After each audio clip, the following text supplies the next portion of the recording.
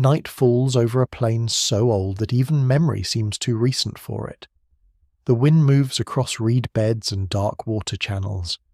Mud glistens under a faint moon. Somewhere in the distance, a fire burns low beside a cluster of houses made from packed earth and timber. Beyond them, beyond the reach of any one village, the land opens into marsh, floodplain, scrub, and silence. There are no maps here, no borders, no kings whose names endure in stone, no monuments yet famous enough to stand in textbooks. And still, something has begun, not all at once, not with a founding date, not with a trumpet blast of history, but with a slow and irreversible change in the way human beings live upon the earth. This is the problem at the center of the mystery. Everyone wants a first civilization, a single answer, a first people who crossed some invisible threshold and became something new. The imagination likes beginnings that arrive clearly. The first city, the first kingdom, the first empire, the first writing, the first civilization on Earth. It sounds like the kind of question that should produce a name, a place, and a triumphant ending. But the deeper one looks, the stranger it becomes. Civilization does not appear like a sunrise. It gathers like fog. It forms in layers. It hides its own beginnings even as it changes the human story forever. Long before the first known cities rise from river mud, long before the first administrative tablets are pressed with marks, long before rulers commission temples and tombs and walls, human beings are already altering their world in quieter ways. They are watching seasons more carefully. They are storing grain. They're building houses meant to last more than a season or two. They're burying their dead in places they intend to return to. They're no longer simply moving through landscapes. They are beginning, in scattered and uneven ways, to anchor themselves to them. What survives in the record suggests that this transformation begins thousands of years before anything most people would comfortably call civilization. At first, the Earth offers no obvious stage for greatness. The earlier settled worlds are modest. A few rectangular buildings, hearths darkened with soot, grinding stones worn smooth by years of use, animal bones cracked for marrow, seeds preserved by accident in ancient ash. These remains do not look like destiny. They look small, domestic, repetitive. Yet this is often how the deepest revolutions begin, not in palaces, but in kitchens, not in royal decrees, but in habits a people decides, or slowly learns, to stay longer in one place, then to return, then to rebuild, then to shape the land so that returning becomes easier still. Before we go deeper, take a moment to like the video and subscribe. If this is the kind of history and mystery you enjoy, the temptation is to rush toward the famous names, Sumer, Egypt, the Indus, places where ruins rise high enough and records endure long enough to seem like proper beginnings. But even those worlds do not emerge from nothing. Behind every city lies a long prehistory of experiment. Behind every state lies 1,000 smaller acts of organization. Behind every written language lies generations of people who counted, remembered, exchanged, planned, and believed without writing things down in ways that survive. To ask who was first is to step into a landscape filled with partial answers and broken trails. The Pleistocene world that shapes most of human existence is not a civilized one by any classic definition. For tens of thousands of years, humans live as foragers, hunters, fishers, gatherers, moving through large territories with immense skill. This way of life is not primitive in the lazy sense that modern people sometimes imagine. It is flexible, knowledgeable, and astonishingly adaptive. People track migrations, read weather, understand plants, navigate rivers, coasts, forests, and grasslands. They shape fire, stone, fibre, wood, and bone into practical systems of survival. They create art, ritual, and social bonds.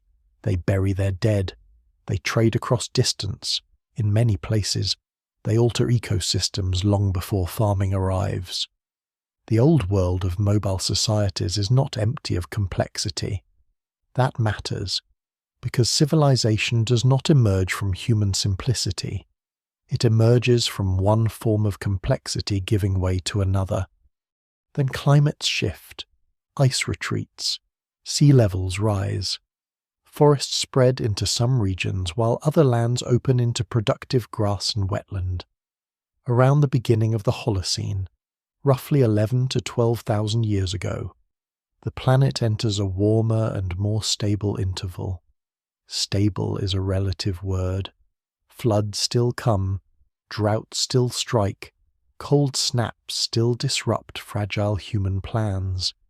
Yet compared with the violent swings of the last ice age, this new world offers openings. In several regions, people begin managing favoured plants and animals more intensively. They settle for longer periods near rich resources. Wild cereals are harvested in larger quantities. Storage becomes more meaningful. The line between gathering and cultivation grows blurred. One of the lesser-known truths about early civilization is that it does not begin with cities at all. It begins with predictability, or rather, with the human pursuit of predictability in a world that never fully grants it. If grain can be harvested, dried, stored, and guarded, winter becomes different. If animals can be managed, penned, or bred, movement becomes different. If a settlement can survive a bad season because it has food from a previous one, then population can slowly grow. Children can remain, elders can remain, buildings can become more substantial, paths become streets by repetition long before anyone names them. The evidence remains incomplete, but across Southwest Asia and elsewhere, the pattern becomes clearer with time. Human beings begin to invest in place. This does not make life easier in every sense. Settling down brings its own costs. Waste accumulates. Disease patterns change. Diet may become narrower and less varied. Dependence on a few crops or seasonal floods can make a community vulnerable to disaster. Social tensions sharpen when land, storage, and labour are no longer temporary matters. The old freedom to move away from conflict is reduced. In some early settled communities, skeletons preserve signs of hard, repetitive work. Teeth wear down from grit in ground grain. Bodies begin to tell a story of commitment as much as progress. Civilization, whatever else it becomes, is never simply comfort. It is concentration. It is dependence. It is the gathering of both opportunity and risk into one place. Some of the earliest large settlements known to archaeology make the mystery even more difficult. Places such as Jericho in the Levant or Catalhoyuk in Anatolia appear astonishingly early in the story. They contain substantial architecture, long-term occupation, ritual traces, and dense populations. Jericho has ancient walls and a tower of striking scale. Catalhoyuk grows into a tightly packed settlement where people move across rooftops and enter homes from above. Yet scholars still debate how these places should be understood. Were they cities in the later sense? Not quite. Were they complex, durable, socially layered communities that challenge simple definitions? Absolutely. They remind us that the road to civilization is not a neat staircase. It is a thicket of experiments, some leading toward later urban worlds, others ending in forms that leave no straightforward descendants. And so the old question starts to wobble. If one asks for the first civilization, should the answer belong to the first people who farm that cannot be right? Because farming alone does not produce cities or states. Should it belong to the first people who build monuments that fails too?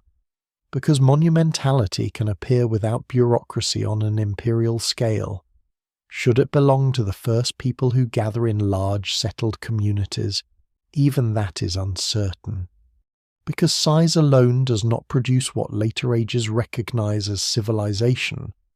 The closer one moves to the beginning, the less there is a single threshold, and the more there are clusters of thresholds, crossed at different times by different peoples under different conditions.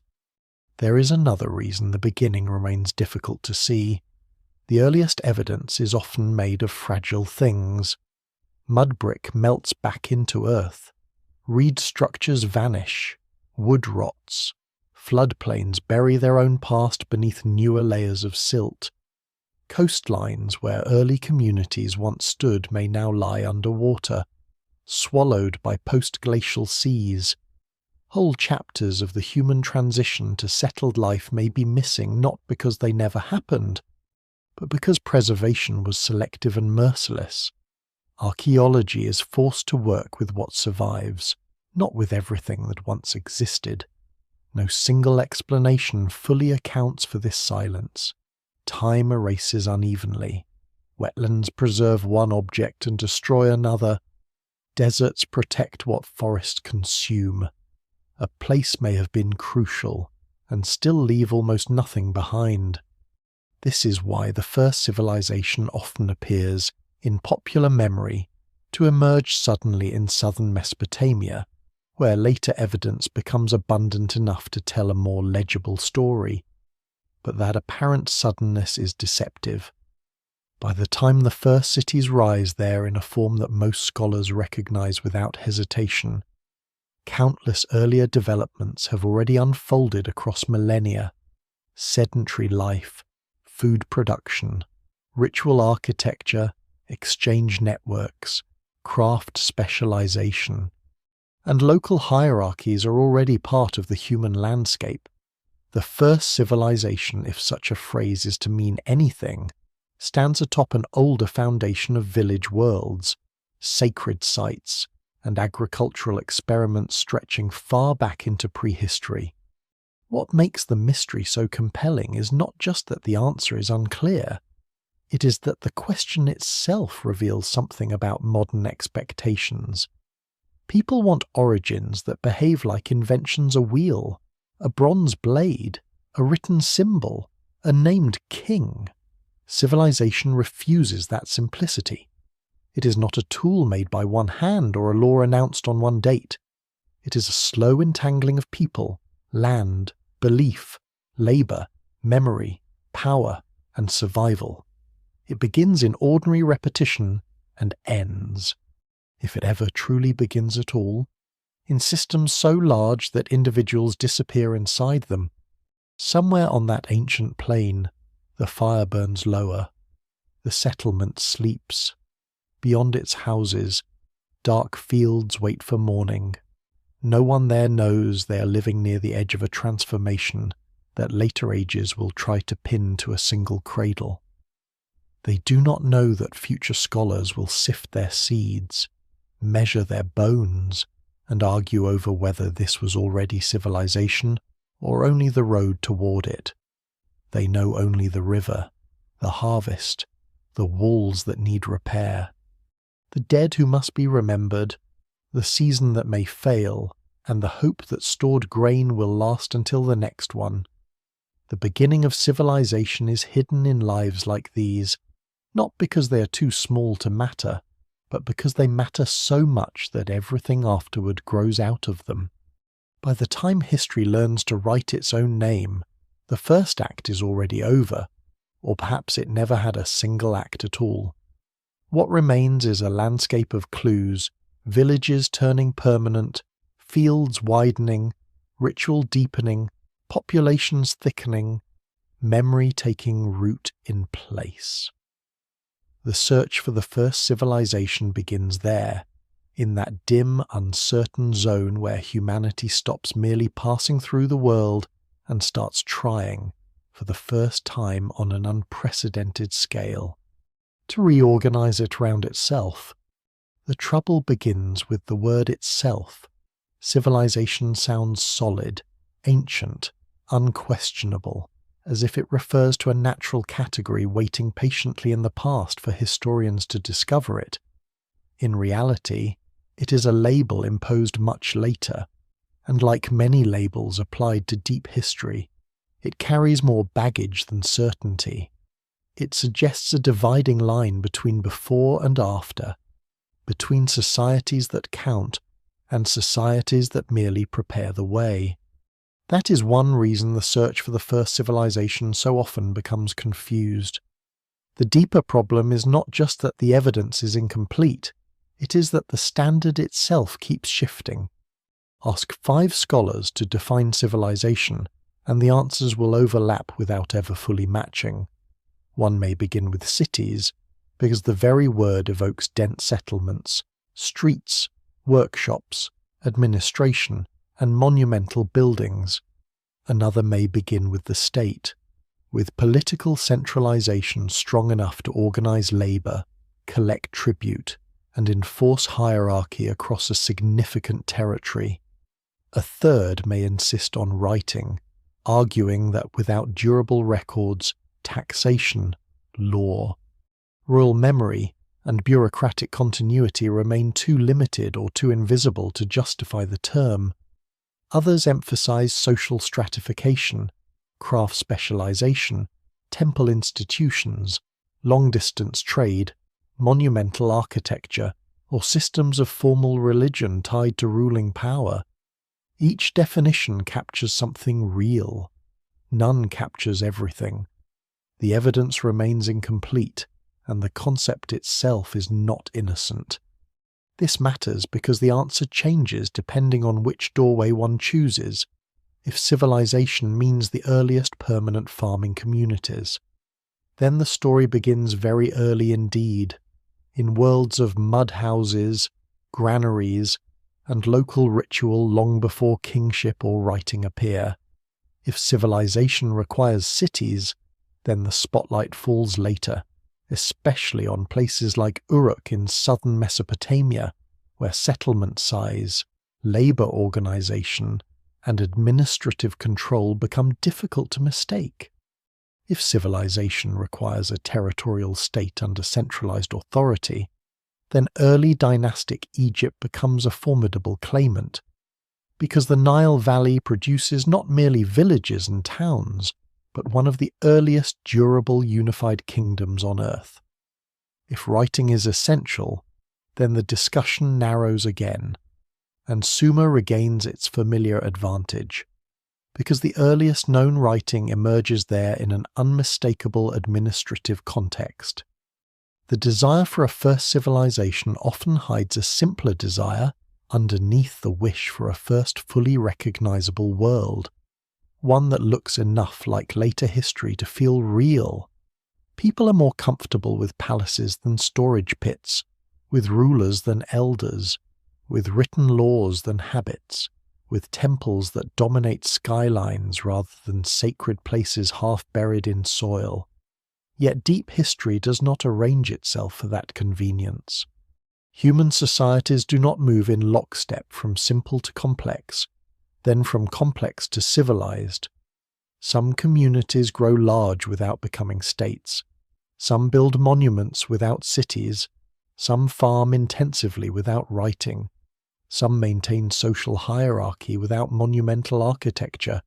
Some leave so little behind that their complexity must be inferred from fragments, beads, bones, house plans, obsidian blades carried across improbable distances. There is also an old habit, now increasingly criticized, of treating civilization as a prize rather than a description. 19th and early 20th century scholarship often used the term in ways that blurred analysis with judgment.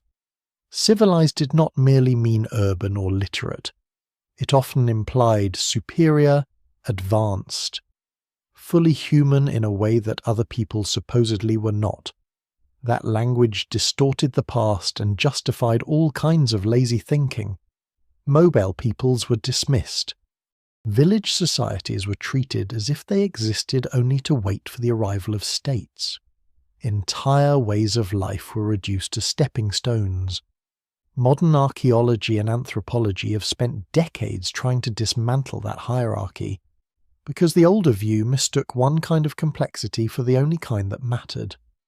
The older foraging world, for example, is not devoid of order, planning, symbolism, or long-distance connection. Nor are early village societies socially flat by default. Even before unmistakable civilizations appear, people gather at ritual centers, exchange prestige goods, organize collective labor, and maintain inherited traditions tied to place and ancestry. At sites like Göbekli Tepe, astonishing stone enclosures rise before farming seems fully established in the surrounding region. Scholars still debate exactly how these communities were organized and what such places meant to them. But the message is unmistakable. Monumentality does not patiently wait for civilization to grant permission. Human beings are capable of symbolic ambition very early, and sometimes in social forms that do not fit later expectations. That is why the word civilization can become a trap. Once it is treated as a strict category with a clean border, it begins excluding exactly the kinds of evidence that matter most for understanding how complex societies actually emerge. A settlement may be too early, too small, too decentralized, too non-literate, too archaeologically fragmentary, and yet still contain elements that later become central to urban life: storage, coordination, shared ritual, inherited inequality, seasonal aggregation, specialized labor, landscape management. These are not decorative details. They are the raw materials out of which later civilizations are made. Even the word city, which seems more straightforward, becomes slippery when pushed far enough into prehistory. How many people make a city? Is it population size alone? Is it density? Is it the presence of monumental public buildings? Is it the existence of administrative quarters or specialized districts? A place like Catalhoyuk can be vast for its time, densely occupied, rich in symbolism, and still not operate like later urban centers. A place like Jericho can possess defenses and communal structures of surprising scale, and still resist easy classification. Scholars still debate where large village ends and city begins, because settlement form alone does not reveal every social relationship inside it. The same problem follows the state. Central authority is often invisible in its earliest phases. A settlement may have leaders without kings, councils without palaces, prestige households without formal bureaucracy. Hierarchy can exist before it becomes monumental. Coercion can exist before it leaves inscriptions. Local temple institutions may organize labor before royal administration absorbs or rivals them. Southern Mesopotamia offers a particularly tangled case, because some of the earliest urban growth seems to occur through a fusion of sacred institutions, economic management, and emergent political power rather than through a fully formed monarchy descending onto the scene from above. The first civilization, if one insists on the phrase, does not arrive with its own instruction manual. Writing, too, is both crucial and misleading. It matters enormously because it stabilizes memory in new ways. It allows accounts, inventories, offerings, taxes, labor obligations, and eventually stories, laws, and royal claims to outlive the people who first shaped them. But writing is not the same thing as thought, and its absence does not mean the absence of complexity. The earliest writing in Mesopotamia begins not with poetry, but with accounting, tokens, tallies, and clay impressions develop toward marks that can track goods and obligations. This is a turning point in administrative power. But it does not mean that societies without writing are somehow suspended outside history. It means only that their history must be read through other traces, and those traces are often harder to interpret. One lesser-known difficulty is that civilizations sometimes appear clearer in retrospect than they did to the people living through their formation. Later rulers love to invent origins. They claim ancient legitimacy, divine favor, or foundational ancestors.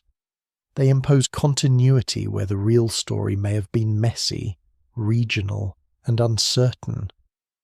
Archaeology often reveals what polished royal memory tries to hide: abandoned phases, overlapping cultures, gradual transitions, contested authority, old practices living on beneath new institutions, the beginning of civilization.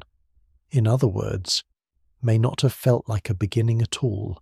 It may have felt like more fields to manage, more mouths to feed, more obligations to temples, more labour diverted into walls and canals, more distinctions between those who command and those who obey. There is another complication. Civilizations do not all assemble the same pieces in the same order. In Mesopotamia, cities and writing appear early and dramatically, but political unification remains unstable for long stretches. In Egypt, political centralization becomes strikingly durable and visually overwhelming, while the river valley gives a different shape to settlement and statecraft than the alluvial mosaic of southern Iraq. In the Indus world, large planned cities flourish with sophisticated drainage and standardization, yet the surviving evidence offers no obvious kings in the Mesopotamian or Egyptian mold. Norte Chico in the Andean region presents still another puzzle. Monumental architecture and organized labor appear very early. Yet writing in the usual sense is absent.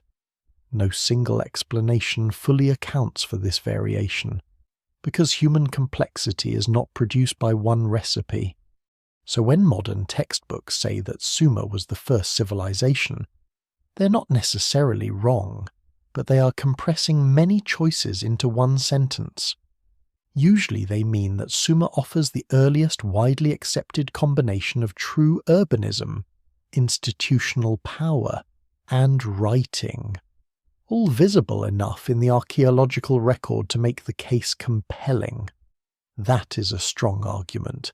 It is not the same as saying that nothing comparably important happened before it, or that other regions were simply waiting their turn.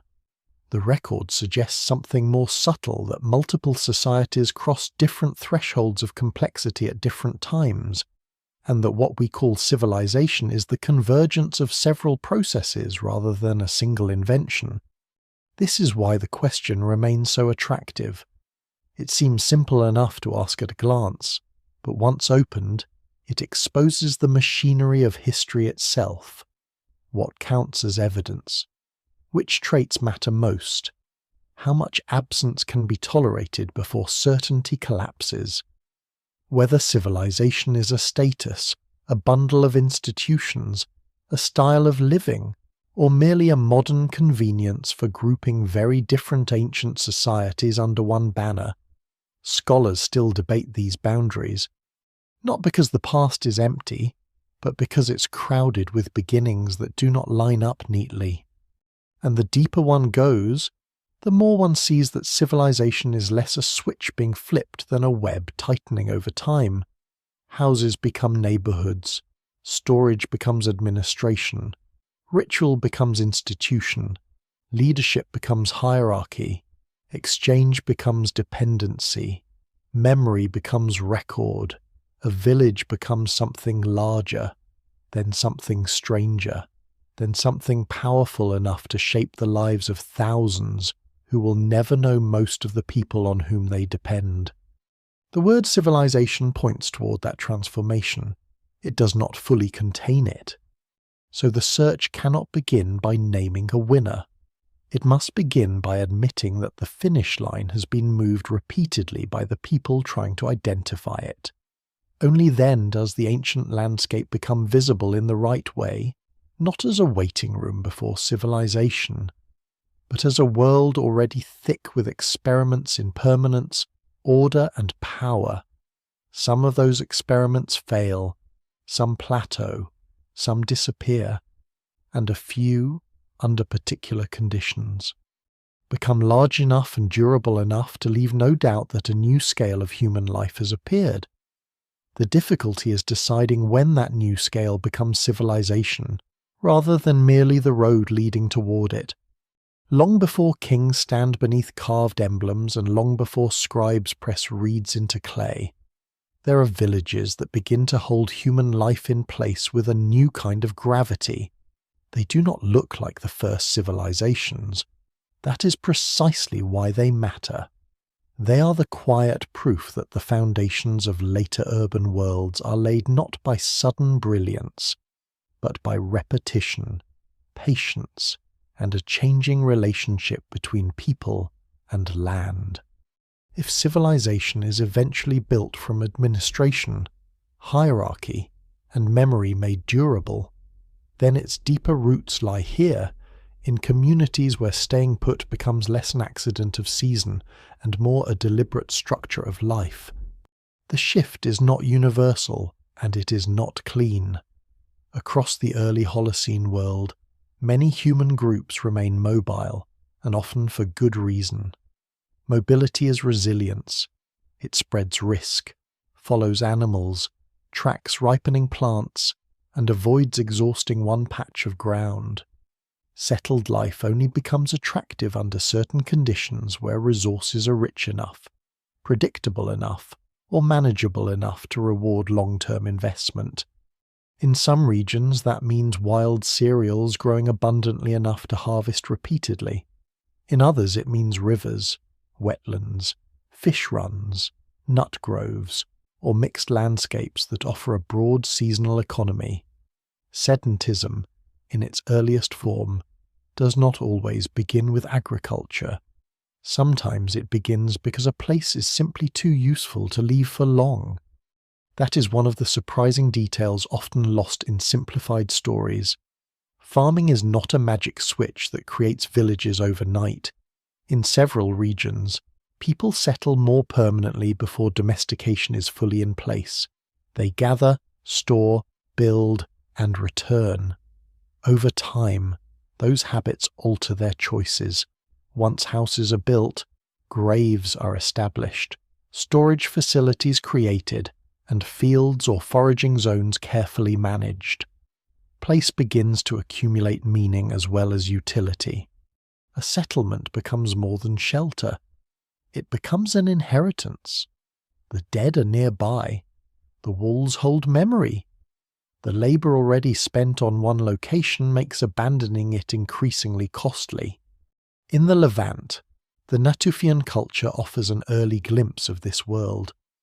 Beginning around 15,000 years ago, well before the full flowering of agriculture, some communities established semi-sedentary or sedentary settlements supported by intensive use of wild grains and other local resources. Stone-built structures appear. Grinding tools multiply. Burials anchor people to particular places. The evidence remains incomplete, and scholars still debate the degree and stability of sedentism across the region, but the broader pattern is significant. Here are people living in ways that already blur the old boundary between forager and farmer, mobile and settled. They are not yet citizens of cities, yet they are no longer simply passing through the land. The houses themselves matter more than they first seem to. An early house is not just a roof over a fire, it is a machine for returning. Once a family or household invests in walls, floors, storage bins, hearths, and repairs, permanence begins to shape daily life. Architecture changes time. It turns survival from a sequence of movements into a cycle organized around one central place.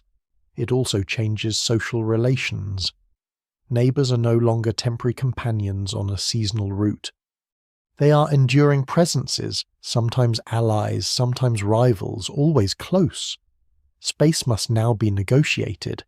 Access to food stores, water, land, and labour becomes a matter of lasting consequence. With permanence comes accumulation. Portable life encourages restraint. Settled life allows objects to multiply. Grinding stones, large containers, fixed ovens, building materials, tools stored for future use, ritual items kept in specific locations. All of these thicken a household's investment in place. A village is not just a cluster of people. It is a concentration of material commitments. What survives in the record suggests that these commitments begin to change how human communities imagine obligation, ownership, continuity, and descent. The living inherit more than stories now. They inherit walls, paths, fields, and claims. Then the pressure of numbers begins to matter. A small camp can divide and move when friction rises. A village cannot do so as easily, especially when land nearby is already occupied or when the economy depends on built infrastructure and managed resources. Population density changes human behavior.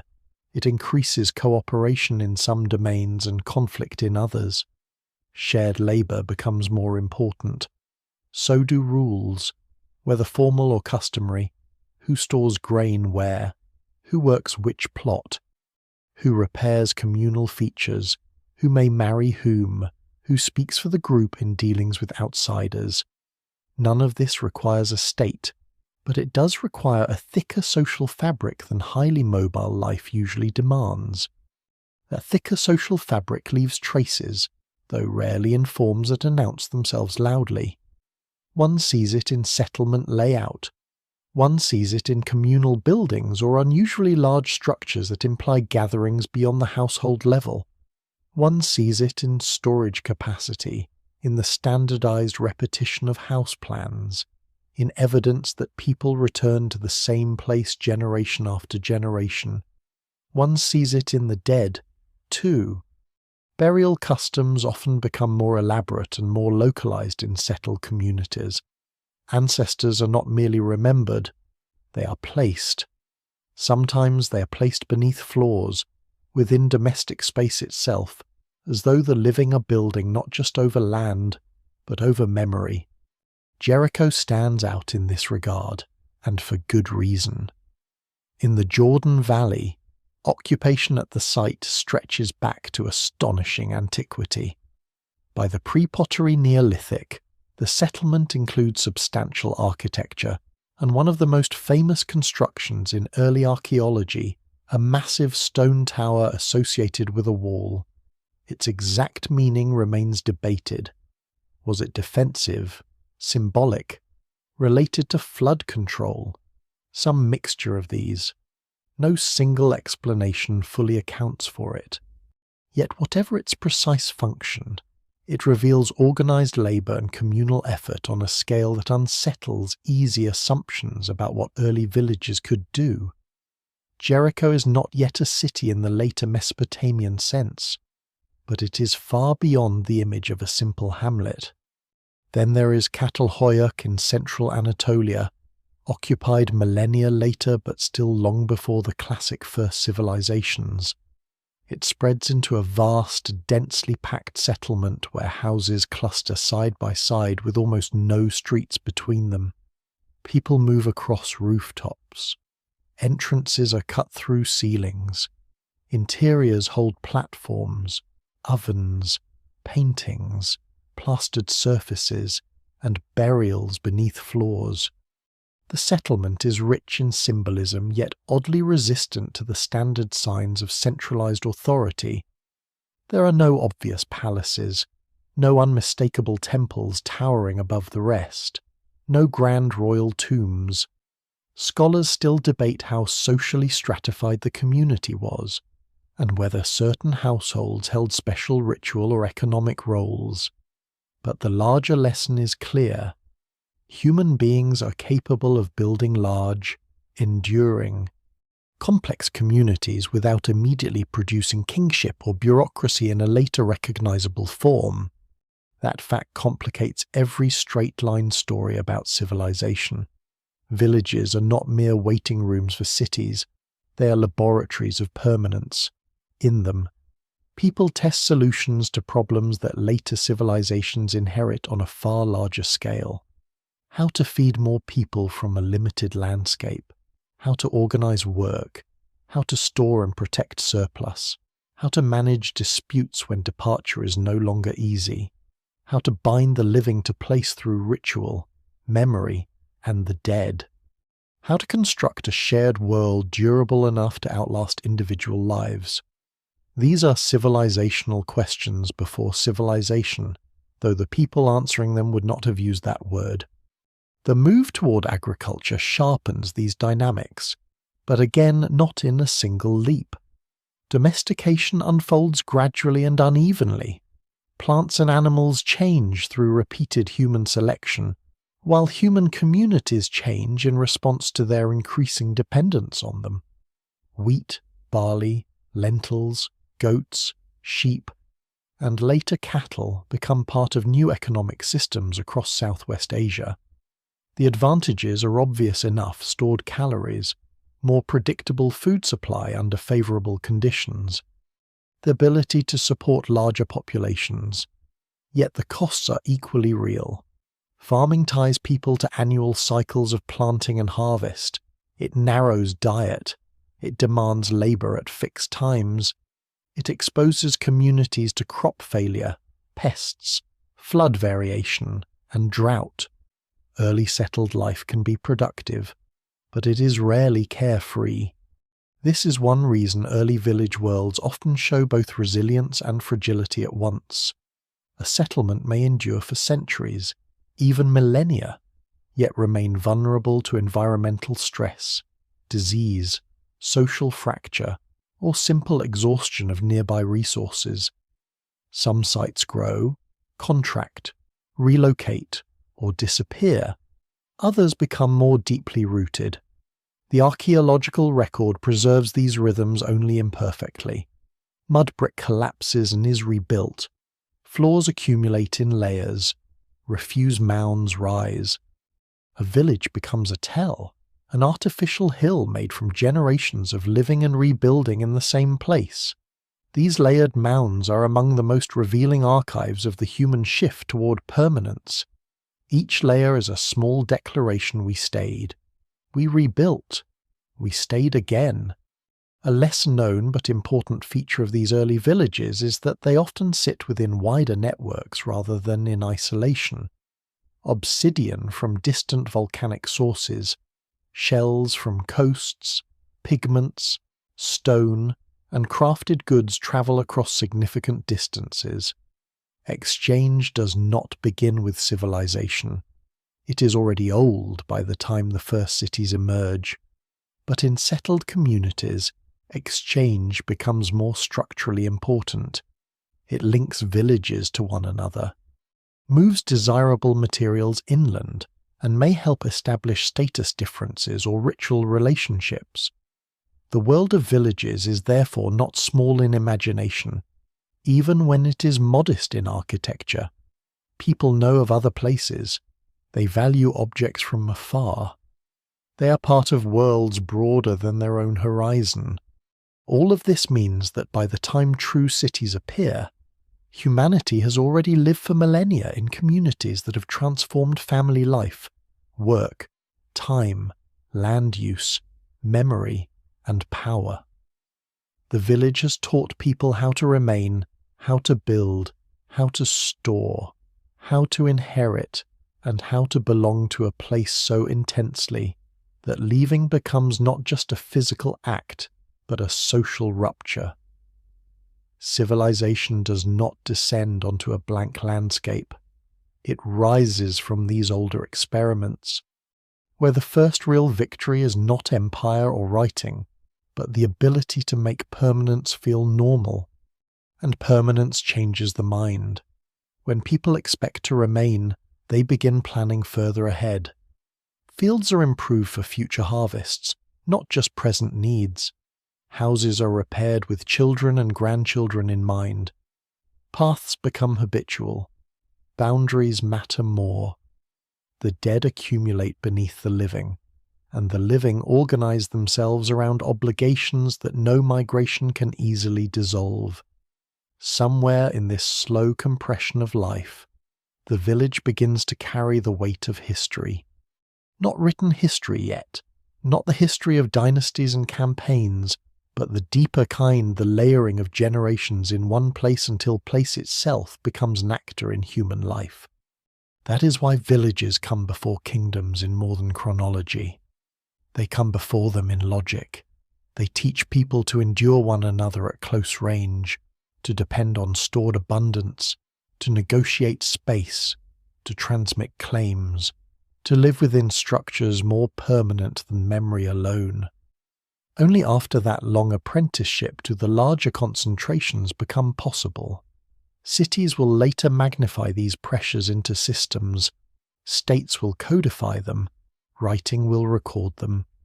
But the first decisive step has already been taken in mud brick rooms, shared courtyards, crowded rooftops, and fields just beyond the last house, where human beings first begin, in earnest, to build a world they do not intend to leave. The first great change is not the city, it is the field. Before walls rise high enough to impress later ages, before scribes measure barley rations and temple officials count labourers, human beings learn to bind their survival to patches of ground that must be worked, watched, protected, and remembered. A village can exist on many kinds of abundance, but civilization in the fuller sense requires something more difficult surplus that can be produced repeatedly, stored reliably enough to outlast bad seasons, and concentrated in ways that support people who do not all grow their own food.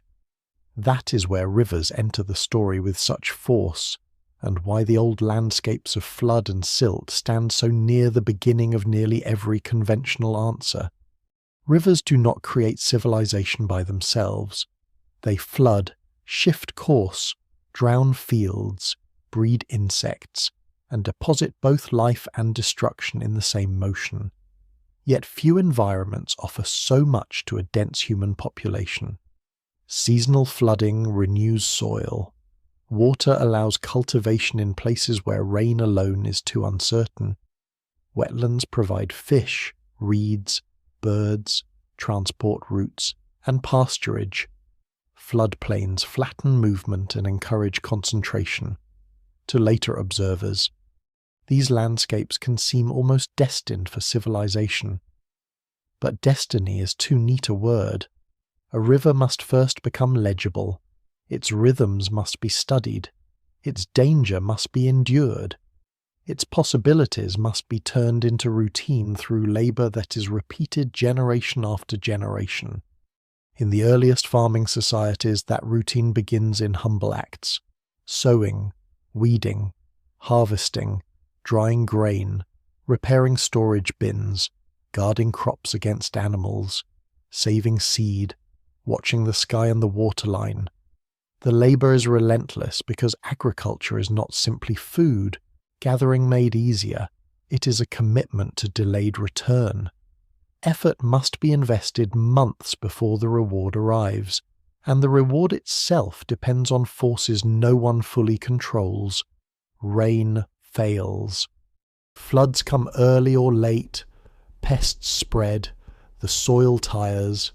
A community that depends on crops learns quickly that abundance is fragile. This is one reason surplus matters so much. It is not luxury at first. It is insurance against a world that still refuses to behave. Grain becomes especially important because it lends itself to the logic of civilization in ways that many other foods do not. Cereals such as wheat and barley can be harvested in bulk, dried, stored, measured, and redistributed. They can feed large populations if the harvest holds. They can also be counted.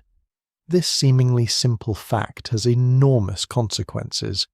A food that can be measured can be taxed. A harvest that can be stored can be claimed.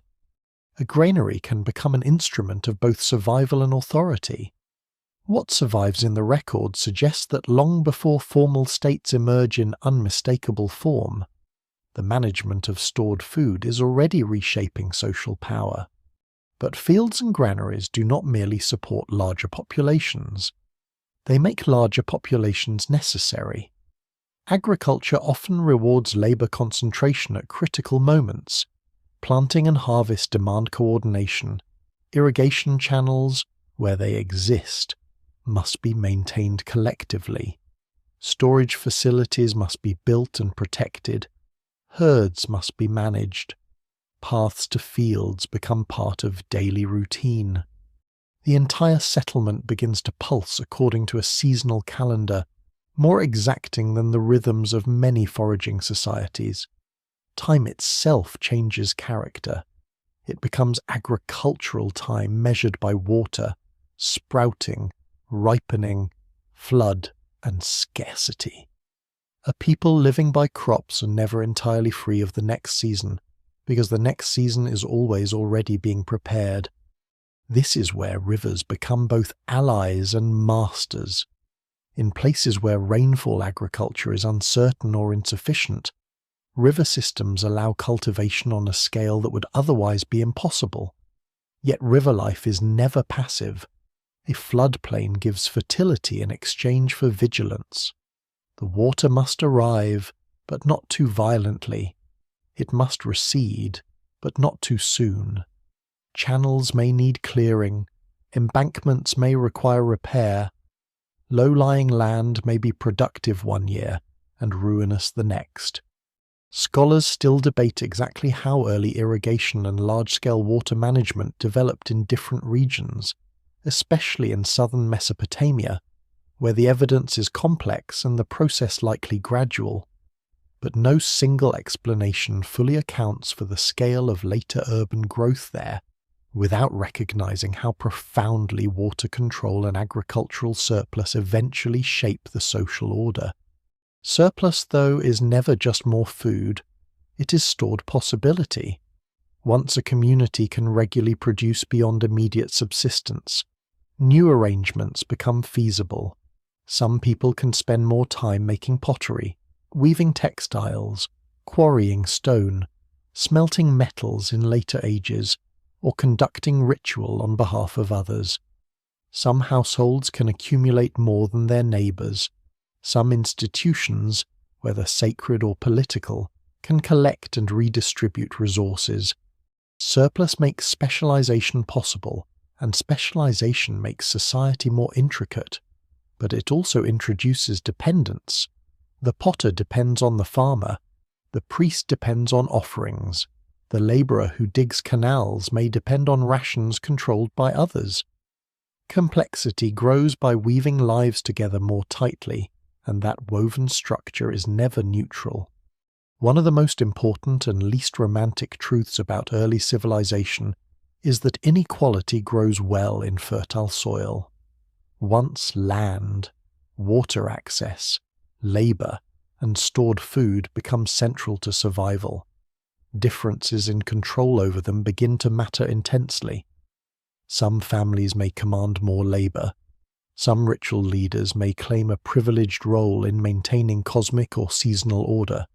Some lineages may establish stronger claims to the best land or the safest storage. Some settlements may dominate smaller neighbours through exchange or force. Hierarchy need not appear all at once.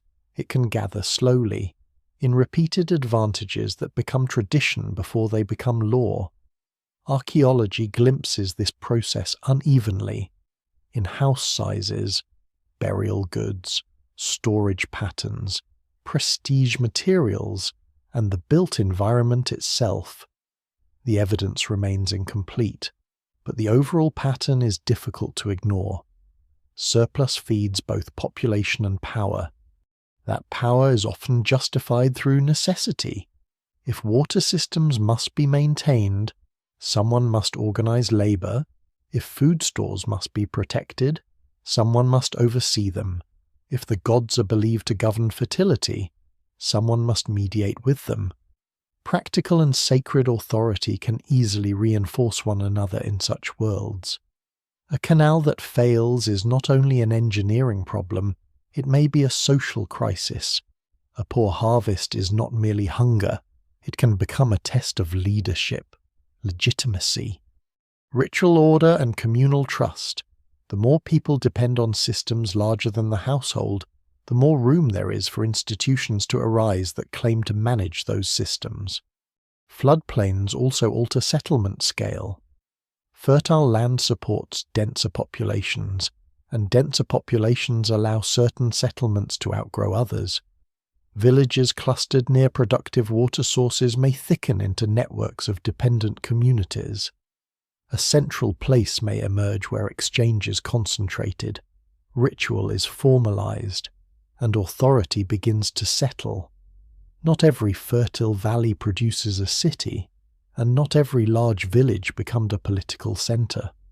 Yet riverine landscapes repeatedly provide the conditions under which scale becomes possible. That is why they recur with such force in early civilizational history: the Nile, the Tigris and Euphrates, the Indus, the Yellow River Basin, and elsewhere. Different rivers produce different worlds, but all reveal the same underlying tension. Abundance allows concentration. Concentration demands management. Management opens the door to hierarchy. The environmental side of this story is often told too gently. Fertile landscapes are rarely stable gifts. The same flood that renews soil may wipe out a season's work. Salts may build in irrigated fields over time, especially in arid regions where evaporation is high. Channels silt up. River courses migrate. Marshes expand and contract. Overuse can weaken the very systems that support growth. One lesser-known irony of the early agriculture is that the more successful it becomes, the more vulnerable it can make a society to environmental disruption. A foraging group with diversified subsistence strategies can sometimes shift its range when conditions worsen. A dense agricultural population rooted to fields, storage, and infrastructure cannot move so easily. Civilization, from an early stage, is therefore a wager against uncertainty, and rivers are both the best partners and the most dangerous ones in making that bet. The alluvial south of Mesopotamia offers a particularly sharp version of this problem. It is a land of astonishing potential and constant management, created by the sediments of the Tigris and Euphrates and their shifting branches. Rainfall alone is insufficient for easy farming in much of the region. Water must be channeled, timed, and controlled. Yet when those conditions are met, the land can support extraordinary productivity. This productivity later helps sustain the large settlements, temple economies, and administrative structures that make Sumer such a strong claimant in the search for the first civilization. But even here, the story does not begin with glory. It begins with mud, labour, reeds, ditches, uncertainty, and the long discipline of making an unstable landscape feed more people than it naturally should. The river also changes imagination. A community that depends on seasonal rise and retreat becomes intensely observant. Calendars matter more, omens matter more. Rituals tied to water, fertility, and cosmic order can gain unusual force. In some early societies, rulers later present themselves not merely as military leaders or tax collectors, but as guarantors of abundance, protectors of irrigation, intermediaries between divine order and agricultural success. This fusion of ecology and ideology is one of the deep roots of civilization. Food does not only sustain institutions, it legitimizes them. A full granary can be read as proof that the system works. An empty one can be read as a judgment against it. And with surplus comes memory of a new kind. Good years and bad years are no longer private household experiences alone. They become communal events. Storage requires planning beyond the moment. Redistribution requires record, whether oral at first or written later. Obligations accumulate. Debts become thinkable. So do reserves, rations, and quotas. The field therefore does more than feed the city to be. It teaches abstraction. It turns harvest into units, labour into schedules, land into claims, and people into participants in systems broader than kinship alone. A village can run largely on familiarity. A larger society cannot. Surplus is the bridge from one to the other. This is why the rise of civilization is inseparable from the rise of pressure. More mouths gather where the land is rich. More effort is required to keep richness reliable. More coordination produces more authority. More authority tends to produce more inequality. The same processes that make literature, administration, and monumental architecture possible also tighten the bonds of dependence around ordinary lives. The farmer becomes necessary in a new way, but not always powerful. The field becomes the source of wealth, but also of obligation. The river sustains the settlement, yet holds it hostage to its own moods. Civilization does not emerge from abundance alone. It emerges from the management of abundance under stress. By the time the first unmistakable urban worlds appear, this logic is already well advanced. Population has thickened, land has been divided, claimed, worked, and remembered. Water has become both technical problem and sacred concern. Surplus has begun to support specialists, leaders, and institutions that stand above the household. In that sense, the city is not the beginning of the story, but the visible surface of a deeper transformation. Beneath every temple platform and palace wall lies an older world of sowing, flood watching, canal clearing, grain measuring, and anxious calculation. The first civilization is impossible without that world, because before human beings learn to build power out of stone and record, they first have to learn how to build it out of mud, water, and stored seed. Then, almost without warning if one looks only at the grand outline, the world becomes urban. The villages and farming communities of earlier millennia do not vanish, but in southern Mesopotamia something new gathers out of their accumulated habits. Settlement thickens into hierarchy. Temples rise above ordinary houses. Labour scales upward. Administration begins to leave marks. A landscape once dotted with communities becomes one in which certain places draw people, goods, authority, and memory toward themselves with unusual force. This is the threshold where many historians, archaeologists, and textbook writers begin to feel more confident. Here, at last, is a world that looks unmistakably civilizational. Here is the first great urban experiment. Southern Mesopotamia is an unlikely cradle in some respects. It is not a land of easy stone, timber, or stable borders.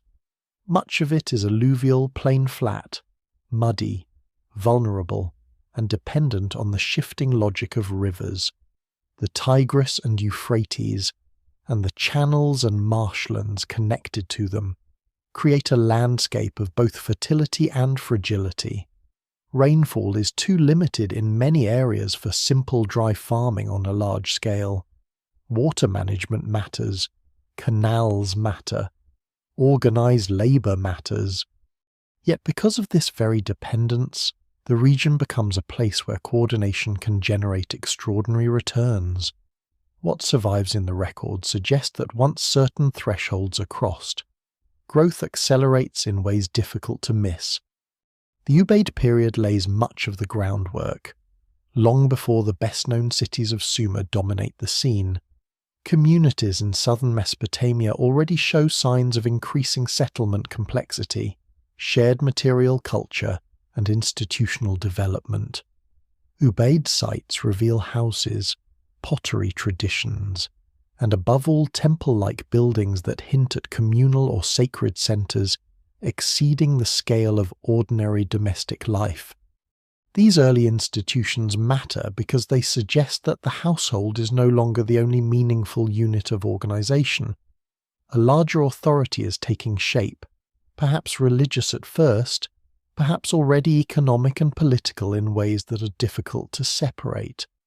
Scholars still debate the exact balance of these functions, but the pattern is clear enough. The village world is being reorganized around centers that can coordinate labor and resources beyond kinship alone. Temple institutions are especially important in this early Mesopotamian story because they seem to gather several civilizational functions into one place. A temple is not merely a building for prayer in the later sense.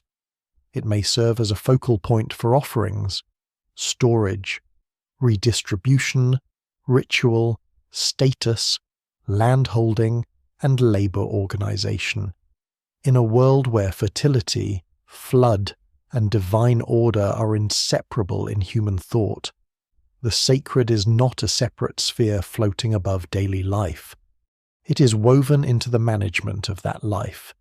Grain offered to the gods is also grain entering an institutional system. Labor performed in sacred service may also be labor that binds a population into larger structures of control. The evidence remains incomplete, but no single explanation fully accounts for early Mesopotamian urbanization without recognizing how temple economies likely helped pull people into durable networks of dependence. As the Uruk period unfolds, the scale becomes harder to ignore. Settlements grow larger, and some of them grow dramatically larger than others. Southern Mesopotamia begins to show clear signs of settlement hierarchy, with major centers surrounded by smaller communities that appear increasingly tied to them. This is one of the decisive markers of a civilizational shift. A landscape of many villages becomes a landscape of centers and peripheries. Resources flow inward. Authority radiates outward. People no longer live merely in a patchwork of local communities. They live in systems. At the center of this transformation lies the city that has become almost synonymous with the question of beginnings, Uruk. Even before focusing on its most famous features, the sheer fact of its size is startling. By the late 4th millennium BCE, Uruk is unlike anything seen before at such scale. Estimates vary, as they often do in archaeology, but the city appears to have covered an enormous area and supported a population that places it among the largest urban settlements in the world at the time. Perhaps the largest. This is not just a bigger village.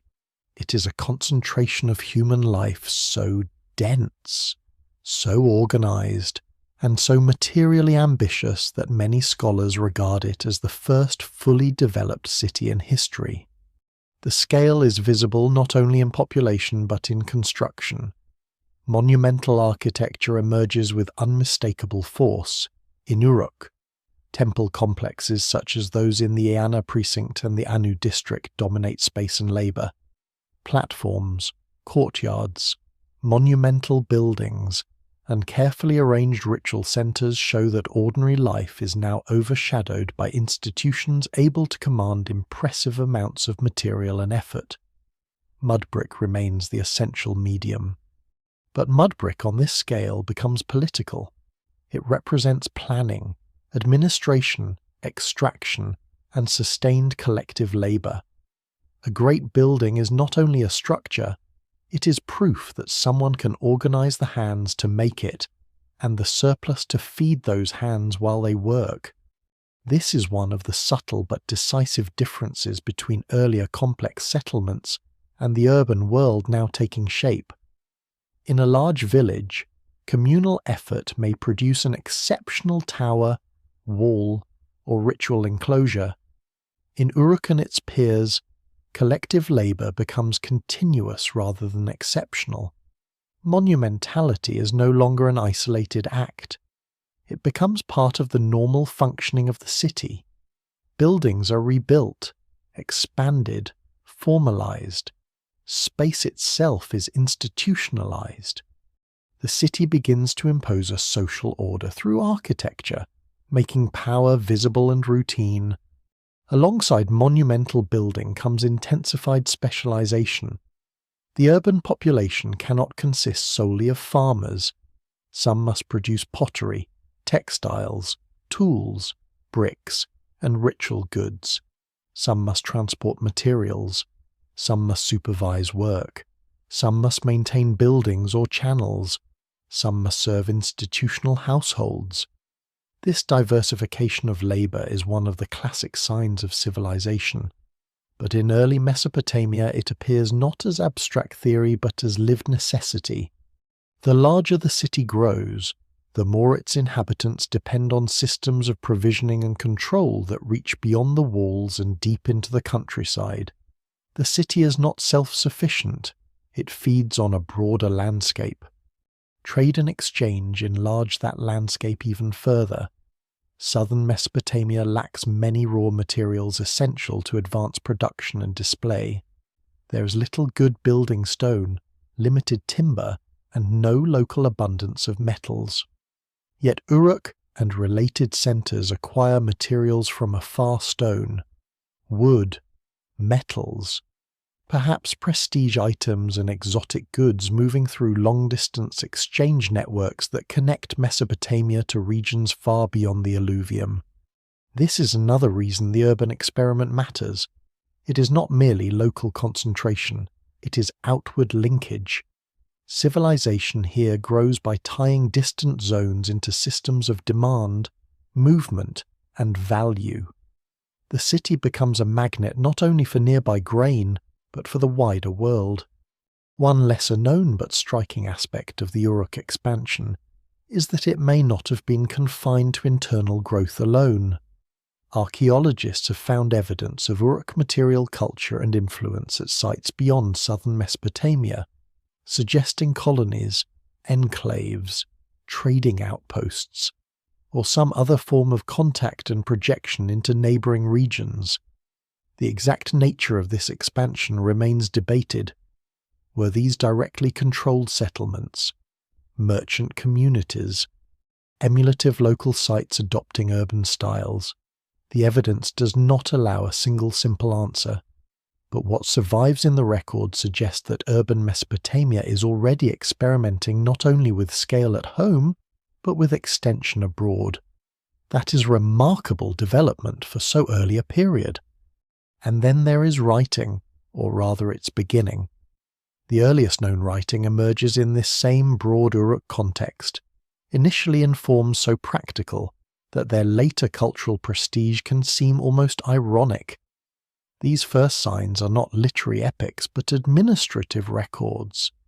Clay tablets track goods, labour, and perhaps institutional obligations. Before full writing there are tokens, sealings, and accounting devices. Then marks become more systematic. Information that once had to be held in memory or embodied in objects can now be fixed on clay.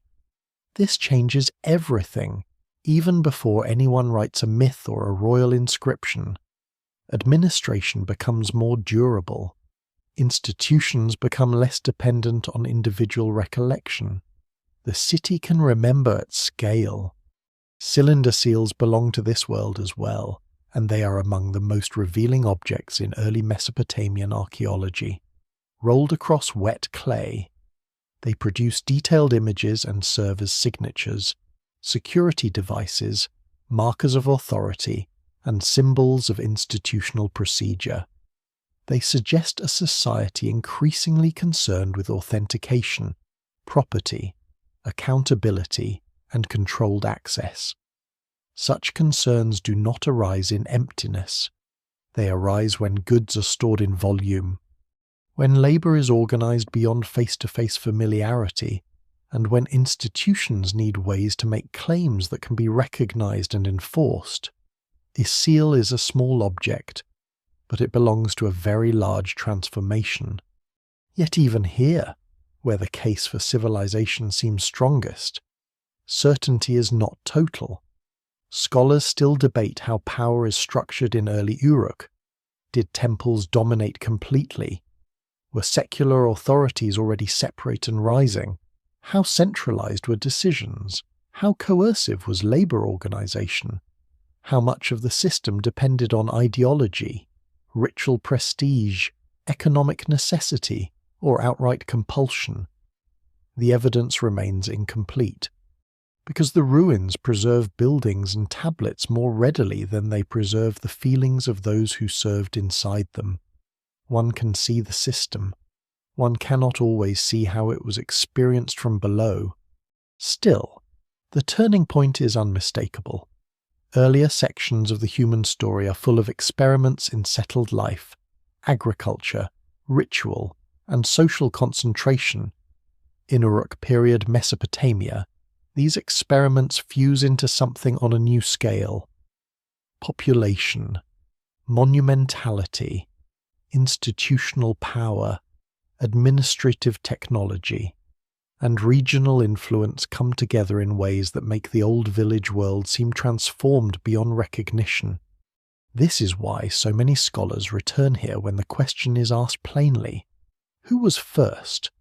Really, not first to settle, not first to farm, not first to gather in large communities, but first to generate a society that is urban, stratified, administratively organized, and visibly institutional in a way later civilizations will instantly recognize. The answer, very often, is this world, not because it appears from nowhere, but because it makes visible what earlier millennia prepared. Southern Mesopotamia becomes the place where the scattered threads are woven tightly enough to hold. Villages become cities. Shrines become powerful temple institutions. Storage becomes administration. Counting becomes writing. Local hierarchy becomes urban order, the first civilization, if one must place the title somewhere, begins to look less like a mythic dawn and more like a hard-won concentration of all the pressures that have been building for thousands of years. And still there is nothing inevitable about it. Uruk rises in mud. Its grandeur depends on canals that clog, fields that can fail, labour that must be fed, and institutions that must constantly justify their grip on human effort. This first great urban experiment is not a stable triumph. It is a precarious achievement. That may be the most important thing about it. Civilization does not begin as permanence fulfilled. It begins as a massive act of organization against instability, built in one of the most productive and demanding landscapes on Earth. The wonder is not simply that cities appear there, it is that they appear there so early, at such scale, and leave behind enough evidence for us to recognize that something entirely new in human history has taken form. Uruk does not merely grow. It overwhelms the scale people have known before. That is what makes it so important and so unsettling in the history of human society. Earlier communities gather in impressive numbers. Some build walls, some raise towers, some create dense settlements that force new kinds of social discipline. But Uruk seems to cross a threshold where growth is no longer just a matter of more houses and more fields. It becomes a matter of systems so large that no individual can see the whole of them. The city acquires a kind of mass. It pulls labour inward, pushes influence outward, and begins to function less like an enlarged village than like a machine made of human beings, mud brick, grain, water, and belief. To stand in such a place, if one could return to it in its height, would be to feel the shock immediately. There are broad sacred precincts, monumental platforms, storehouses, workshops, walls and open spaces shaped by institutions rather than households. There are districts whose purposes differ. There are flows of people who do not all know one another. There are deliveries arriving from fields beyond sight, perhaps from dependent villages tied into the city's orbit. There are workers shaping bricks, hauling goods, preparing textiles, managing livestock, brewing, grinding, transporting, sealing containers, tracking rations. There are priests or administrators or both, moving through environments designed to make power visible. The city is no longer simply inhabited, it is operated. That is one of the deepest changes urban scale produces. In a village, most relationships remain personal, even when tense or hierarchical. People know who owns a field, who owes labour, who belongs to which household, who can be trusted, who cannot. Memory remains social and local. In Uruk, much more of life must be mediated by procedure. Goods are stored in bulk. Labour is coordinated in larger groups. Institutions need ways to monitor contributions, obligations, and access. This is why the earliest writing appears here in such a practical form. The city becomes too large to run on memory alone. It needs records because it has become a place where strangers, subordinates, specialists, and officials must interact through systems rather than familiarity. Population size is only part of this. What matters equally is density of dependence. A city like Uruk ties together lives that would once have remained separate. Farmers on the edge of the alluvium support builders in the centre. Shepherds, fishers, transport workers, craft producers, and temple labourers become parts of one wider metabolism. The urban core demands food, fuel, reeds, clay, wool, and raw materials. In return, it offers ritual centrality, storage, redistribution, specialized production, perhaps security, perhaps coercion.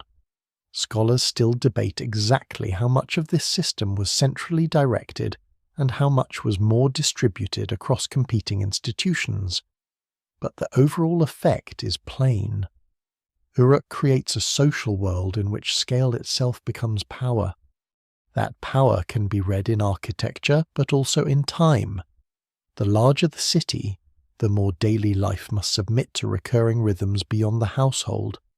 Work must be organized not only by season but by institutional need. Deliveries must arrive when expected. Labourers must be fed when assigned. Buildings must be maintained. Ritual cycles observed. Canals kept functional. Goods counted and recounted. An urban civilization runs on timing as much as on space. One lesser-known reality of the first cities is that they do not merely concentrate people physically. They synchronize them. Thousands of lives begin to move according to routines generated by larger structures, and this changes what freedom means. Uruk's monumentality is therefore more than display. The great precincts are not simply there to impress. They help create the conditions under which a population accepts, or at least learns, the reality of living within an ordered system larger than itself. A raised platform, a carefully bounded sacred zone, a monumental facade. All of these teach people where power resides. They turn administration into landscape. They make inequality feel spatially natural. This is one reason early cities matter so much in human history. They do not just house institutions. They train perception. They teach the eye to expect centrality, hierarchy, distance from power, and concentration of privilege. And still, the city cannot live off ritual alone. Uruk's size forces a practical revolution in production. Mass-produced beveled rim bowls, found in huge numbers, have fascinated archaeologists for decades.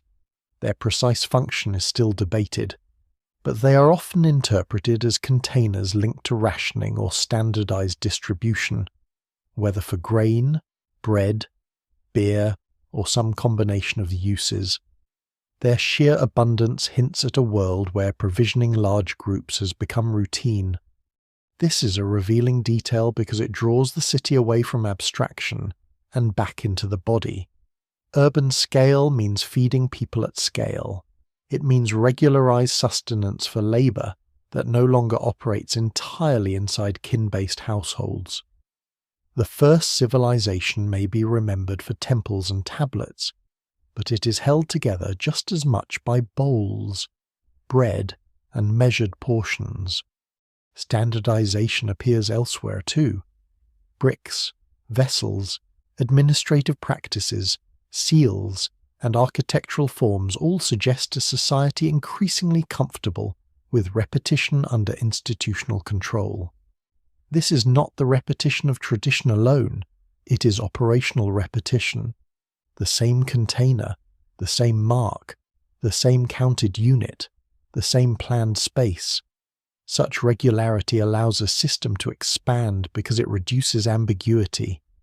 It makes people and goods more legible to the institutions that manage them. Civilization, at this stage, begins to see through categories. Grain becomes measurable. Labor becomes allocable. Containers become countable. Land becomes productive territory. Human beings become participants in a civic order that can organize them at distance. Uruk also reaches beyond itself in ways that feel startlingly early. The so-called Uruk expansion, however interpreted, suggests that this city and the culture around it are not content to remain enclosed within the southern plain.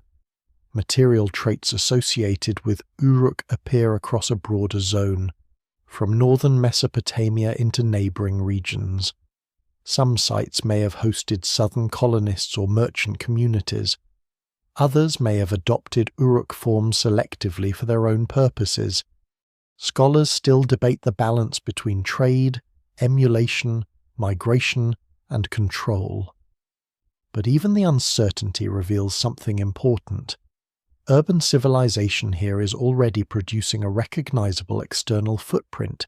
It is creating demand, influence, and perhaps competition across a large geography. This wider reach may have been driven partly by need. Southern Mesopotamia lacks easy access to many valued materials, and large urban institutions amplify that scarcity. A city that grows to unprecedented size must secure timber, stone, metals, and other resources from beyond its immediate environment. Urbanism therefore pushes outward not only through ambition but through structural hunger. The city must extend networks because its own success deepens its dependence on things it cannot supply locally. This is another paradox at the heart of civilization. The greater its concentration, the wider its vulnerabilities. It is tempting to imagine that people living in Uruk understood they had entered a new age. Perhaps some did, in fragments. Perhaps they felt the difference without naming it. More likely, most experienced it as mounting obligation, more work tied to institutions, greater distance between ordinary life and concentrated authority, more visible inequality, more regulation of storage, labor, and access, more chance for opportunity in specialized roles, but also more exposure to systems that could not be escaped simply by walking away. The record does not preserve their voices directly. What it preserves are the structures within which those voices were increasingly contained. There is an irony here.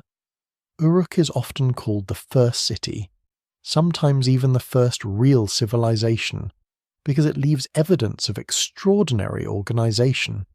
Yet that evidence is strongest where institutions were strongest. Temples, administrative devices, monumental buildings, standardized goods. These survive because power produces durable traces. The lives of ordinary people are harder to recover. Their houses, tools, diet, illnesses, injuries, and labor can sometimes be glimpsed, but only partially. So the first great urban experiment reaches us through its systems more clearly than through its feelings. We know how it counted better than how it dreamed. We know how it built better than how it endured. The evidence remains incomplete, and that incompleteness is itself part of the story. Still, the city's importance is beyond dispute. Uruk demonstrates that human beings can create a settlement so large, so internally differentiated, and so institutionally organized that it changes the scale of history. After this point, civilization is no longer a scattered potential hidden in villages and ritual centers. It is visible. It has mass, precincts, records, labor regimes, and regional gravity. It can shape the countryside around it and link distant lands to its own needs. It can remember through clay and command through architecture. It can gather more people into one frame than earlier ages would have thought practical. And yet the shock of scale is not just triumph. It is tension preserved in urban form. Every larger building implies greater extraction. Every stored surplus implies a system of claims. Every standardized ration implies dependence. Every outward trade link implies inward need. Uruk is magnificent, but it is also demanding.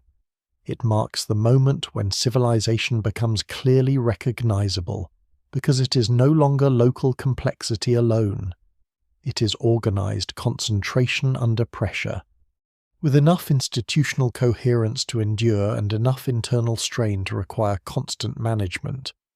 This is why Uruk remains so central to the question of firstness, not because it invented every ingredient of civilization, but because it assembled them at a scale that cannot be mistaken. It turns villages into hinterland, temples into engines, counting into writing, labor into structure, and landscape into an urban field of power. The first civilization, if there must be one place nearest the beginning, starts to look very much like this. A city so large that it creates a new human condition simply by forcing people to live within its reach. If Mesopotamia feels like the place where the city first becomes undeniable, Egypt feels like the place where power first learns to endure in stone. The Nile cuts through the desert like a long, narrow certainty, and along its banks another early answer to the question of civilization takes form. It is not identical to the Sumerian world. It does not emerge from the same ecological pressures or political pattern. It does not scatter itself across rival city-states in quite the same way. What rises here is more linear, more centralized, more visually unified, and in some ways more immediately legible to later ages. If southern Mesopotamia is the first great urban experiment, the Nile Valley is one of the first great demonstrations of how a river can bind landscape, kingship, labor, and belief into a civilization of extraordinary coherence. The Nile is often described as a gift, and there is truth in that old phrase, though like all such phrases it hides the labor behind the blessing. Each year, in antiquity, the river's flood spreads across the valley and delta, laying down fertile silt and renewing agricultural land in a region otherwise bordered by severe aridity. The contrast is one of the most dramatic in the ancient world. Beyond the cultivated strip lies desert, rock, and exposure. Along the floodplain lies grain, settlement, reeds, orchards, and dense human life. This geography matters because it compresses civilization into a corridor. Egypt is not an alluvial sprawl like southern Mesopotamia. It is a river world with edges. That gives it a particular kind of unity from the beginning. Yet the Nile is no automatic machine for order. The inundation must still be understood, anticipated, and lived around. A high flood can be destructive. A low flood can be disastrous. Fields must be organized according to flood recession, basin irrigation, and seasonal timing. Storage matters. Coordination matters. A bad year affects not an isolated hamlet, but a whole chain of settlements strung along the same arterial system. What survives in the record suggests that from very early on, communities in the Nile Valley develop a strong relationship not only with agriculture and surplus, but with the recurring temporal discipline imposed by the river. Like the people of other fertile floodplains, they learn that abundance must be managed, and that management can become authority. Pre-dynastic Egypt begins not with pyramids, but with villages and regional cultures gradually thickening into something more integrated. In Upper Egypt especially, sites such as Nakada, Hierakonpolis, and Abydos reveal a world of growing social complexity during the 4th millennium BCE. Craft production intensifies, long-distance exchange expands, burials become more differentiated, with some graves richer and more elaborate than others, symbols of prestige, ritual objects, exotic materials. An increasingly formalized elite display suggests that hierarchy is deepening. The evidence remains incomplete, but the pattern is familiar by now. Surplus, ritual, and status are beginning to reinforce one another. The village world is giving rise to stronger centers and more pronounced inequalities. Hierakonpolis is especially revealing. Long before the full pharaonic state crystallizes, it appears as a major center with elite burials, ceremonial architecture, industrial-scale brewing, and evidence of organized labor and ritual activity. This is a place where power is already learning to perform itself. Brewing on a large scale suggests provisioning beyond the household. Ceremonial spaces suggest gatherings that exceed local domestic ritual. Exotic goods imply long-distance connection. Animal remains, iconography, and elite display hint at a social order that is becoming theatrical as well as practical. Kingship is not yet fully stabilized, but some of its habits are already visible. Abydos matters for a different reason. It becomes one of the crucial burial centers of early Egyptian elites, and later of kings themselves. This concentration of prestige around the dead says something important about Egyptian civilization from the outset. In many early societies, authority depends on control of food, labor, land, and ritual. In Egypt, it also becomes intensely entangled with memory, death, and sacred continuity. The ruler is not merely a manager of canals or collector of tribute. He is positioned within a cosmic framework. The dead do not simply leave society, they are incorporated into its order, monumentalized, provisioned, and made enduring. This is one reason Egyptian civilization will become so visually powerful in the archaeological record. It is obsessed, from an early stage, with making power survive bodily death. The process of political unification along the Nile remains one of the great turning points in ancient history. By around the late 4th millennium BCE, competing regional polities in Upper and Lower Egypt appear to be consolidating through conflict, alliance, absorption, or some mixture of all three, into a single kingdom. Tradition later credits Narmer, sometimes identified with Menes in older accounts, as the unifier of Egypt, the famous Narmer palette. With its carefully staged imagery of domination and royal symbolism, has long stood at the centre of this story. Yet scholars still debate how sudden or complete this unification truly was. No single explanation fully accounts for the process. It may have been gradual, contested, and accompanied by episodes of resistance and negotiation invisible in the surviving elite record. Even so, the end result is unmistakable. Egypt emerges as one of the earliest large territorial states in the world. That is where Egypt's claim differs sharply from Mesopotamia's.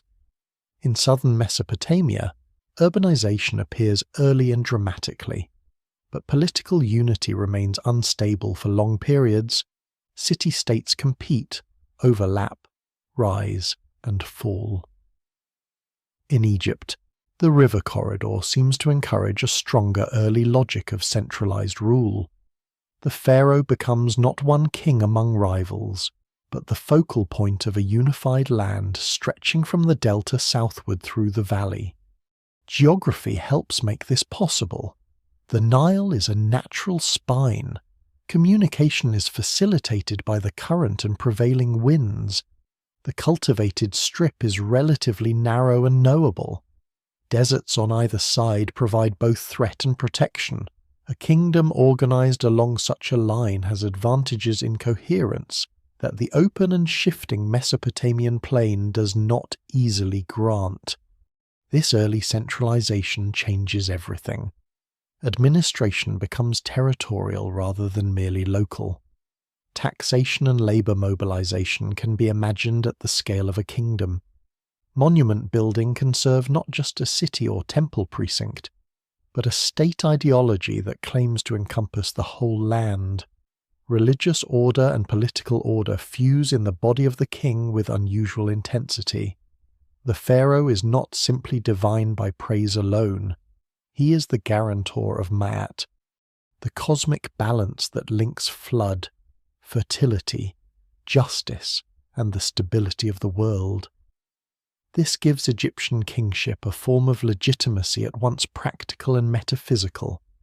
A well-ordered river valley, productive fields, and a properly conducted ritual order become parts of one moral political vision. Writing emerges in this context too, though differently than in Mesopotamia. Early Egyptian writing appears by the late 4th millennium BCE, used in administrative and elite contexts, often associated with labels, ownership, offerings, and royal display. As in Sumer, writing first serves practical and institutional needs before becoming the vessel of literature and elaborate historical memory. But Egyptian script quickly acquires an additional visual and sacred force. Hieroglyphs are not merely signs for accounting. They become part of monumental expression, bound up with image, kingship, and the durability of royal presence. Writing in Egypt is administrative, but it is also aesthetic and ceremonial almost from the beginning in a way that feels distinct. Then there is stone. One of the most important differences between the Egyptian and Mesopotamian records is not just political structure, but material environment. Mesopotamia builds largely in mud brick, a medium of immense flexibility but poor long-term survival. Egypt also uses mud brick extensively in domestic and many institutional contexts, yet it has access to abundant stone and develops an early appetite for using it in elite and sacred architecture.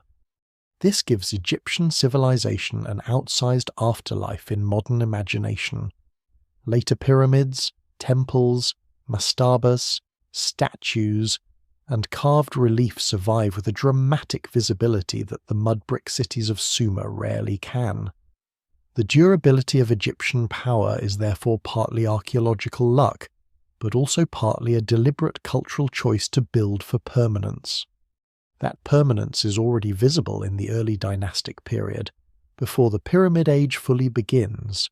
Royal tombs at Abydos and Saqqara, administrative centres, ceilings, labels, and increasingly formalized iconography show a civilization that is not improvising its legitimacy from scratch.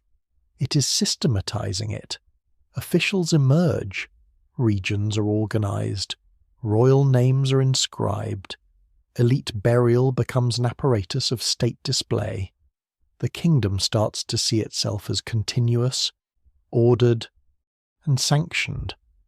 What survives in the record suggests a remarkable confidence for so early a state, though beneath that confidence there must also have been fragility, coercion, labour demands, and regional tensions less visible in official imagery.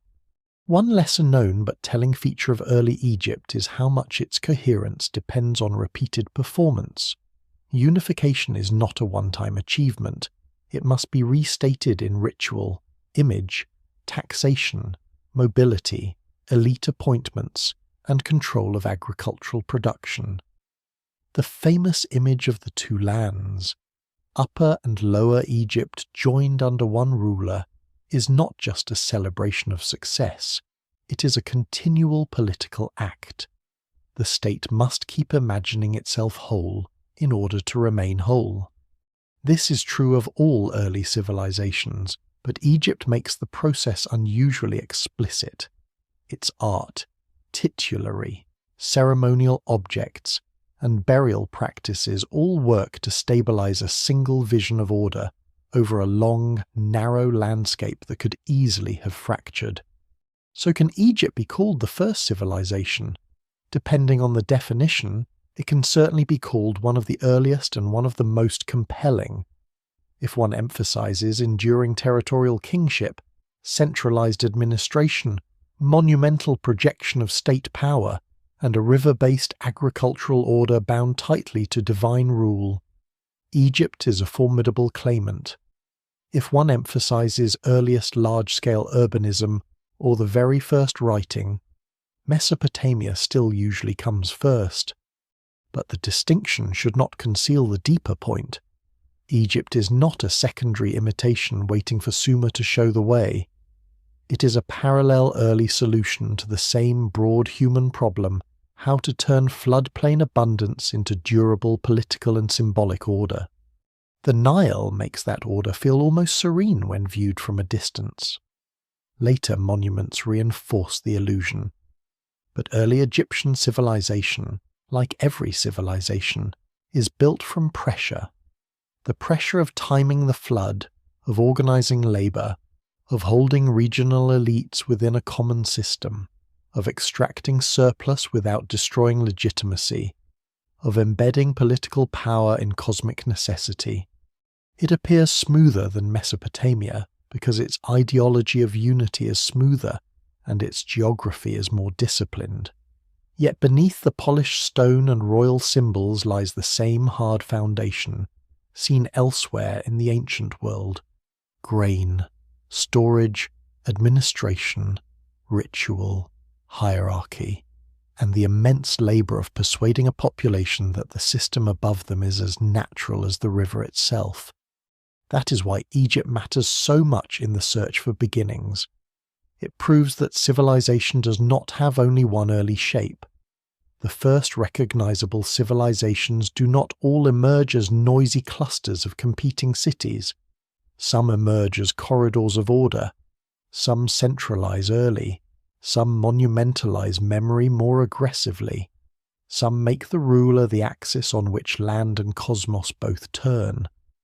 Along the Nile, civilization becomes not just a city grown large, but a kingdom stretched along water, held together by flood, kingship, and the promise that as long as the river rises and the rituals hold, the world itself remains in balance.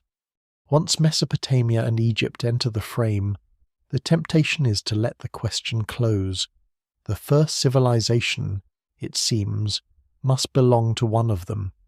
They are old enough, visible enough, and richly documented enough to dominate the imagination. Their cities, rulers, scripts, temples, tombs, and administrative systems fit the category so comfortably that everything else risks being treated as footnote or delay. But the deeper one looks across the ancient world, the less satisfying that tidy conclusion becomes. Other societies, in other landscapes, are also assembling complexity at extraordinary depth and scale. Some build cities without obvious kings. Some raise monuments without writing. Some create planned urban life so sophisticated that later ages still struggle to explain its political shape. The title of first begins to splinter, because different worlds arrive at different forms of civilization by different paths. The Indus Valley is the most obvious and most unsettling of these alternatives. By the 3rd millennium BCE, the civilization often called Harappan after one of its first excavated sites, spreads across an enormous region of what is now Pakistan and northwestern India, its great cities, Mohenjo-Daro and Harappa among them, display a level of planning that immediately commands respect. Streets run in ordered grids. Drainage systems are remarkably advanced. Brick sizes are standardized across large distances. Storage, craft production, water management, and urban layout all suggest disciplined coordination. If civilization means the ability to organize large populations into durable, materially coherent urban systems, the Indus world is plainly inside the circle. And yet it is different in ways that keep disturbing familiar expectations. There are no obvious pharaohs here, no clear palace complexes towering above the city, no royal inscriptions triumphantly telling later ages who is in charge. The script remains undeciphered, assuming it encodes language in the way many scholars suspect. Seals, symbols, weights, craft traditions, and city plans survive, but the voices behind them remain largely silent. This silence matters because it prevents the usual story from hardening too quickly. We can see administration without hearing its orders. We can see standardization without fully identifying the institution that imposed it. We can see urban discipline without clearly locating a king at its center. That makes the Indus civilization one of the most fascinating claimants in the entire debate. It seems to possess many of the classic marks of civilization cities: craft specialization, long-distance trade, standard weights and measures, sophisticated water and waste systems, and a wide cultural coherence across a huge territory. Yet it presents them in a form less theatrical than Egypt, and less textually revealing than Mesopotamia. Scholars still debate whether political authority was highly centralized, distributed among elites, embedded in mercantile or ritual institutions, or structured in some way that does not fit the old models comfortably. No single explanation fully accounts for the evidence. The result is both frustrating and illuminating. Civilization, the Indus suggests, need not always announce itself through the same monuments of power. Its urbanism is in some respects startlingly mature. Mohenjo-Daro in particular has become almost emblematic of a different way of being ancient and complex. There are carefully laid bricks, wells, bathing facilities, drainage channels, and distinct architectural zones. Some structures, like the so-called Great Bath, imply ritual or communal significance, though interpretation remains debated. Large storage-like buildings have often been called granaries, though even that label is not beyond dispute. The point is not that every feature has been perfectly understood. The point is that this is clearly a civilization-scale landscape, one built by people able to standardize materials, regulate space, and coordinate large labor investments across generations. Trade extends its reach further. Indus goods and seals appear in Mesopotamian contexts, where the distant land of Meluha is often thought to refer to the Indus region. This contact reminds us that the early civilizations are not isolated candles flickering in separate darkness. They are increasingly aware of one another, whether directly or through intermediaries.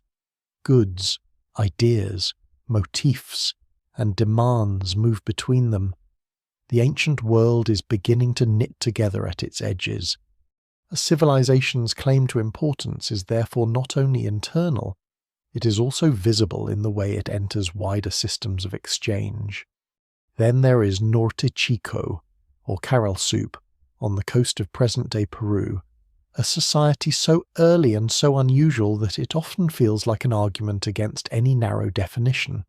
Flourishing in the late 4th and early 3rd millennia BCE, Roughly comparable in antiquity to some of the earliest Old World civilizations, it presents monumental architecture, platform mounds, large public spaces, and evidence of organized labor on a significant scale. Yet it does so in a world with no confirmed writing system in the familiar sense, and without the same urban signature associated with Mesopotamia. For a long time, its very existence received far less attention than it deserved, partly because it did not fit the old story centered on river valleys of the Old World. Norte Chico matters because it reveals that civilization-like complexity can arise in strikingly different environmental and social settings. Along the Peruvian coast, communities seem to have combined maritime resources with irrigated agriculture, weaving together a regional system that could support labor mobilization and monumental construction. Scholars still debate aspects of its economy, especially the relative importance of farming versus fishing, but the broader picture is increasingly clear. Here is an early complex society with large ceremonial centers and coordinated production, emerging independently of the better-known centers in Africa and Asia. That fact alone should make anyone cautious about reducing civilization to a single invention in a single place. Early China offers another path, though one unfolding somewhat later than the earliest Mesopotamian and Egyptian formations. By the late 3rd and early 2nd millennia BCE, and with roots stretching into earlier Neolithic cultures such as Liangzhu, Longshan, and others, northern and eastern China are producing complex societies marked by walled settlements, craft specialization, elite burials, ritual sophistication, and eventually dynastic political structures, Liangzhu in particular, with its immense earthworks, water management, elite jade culture, and regional integration, has forced scholars to reconsider just how early state-level complexity appears in East Asia. It does not usually enter the first civilization debate as the primary winner, largely because its fullest state formations emerge later than Sumer and Egypt, but it still broadens the picture. Civilization is not a miracle granted once. It is a recurring human response under certain pressures, though always shaped by local conditions. Even within Southwest Asia, the older map of firstness becomes less secure when one looks beyond the most famous southern Mesopotamian cities.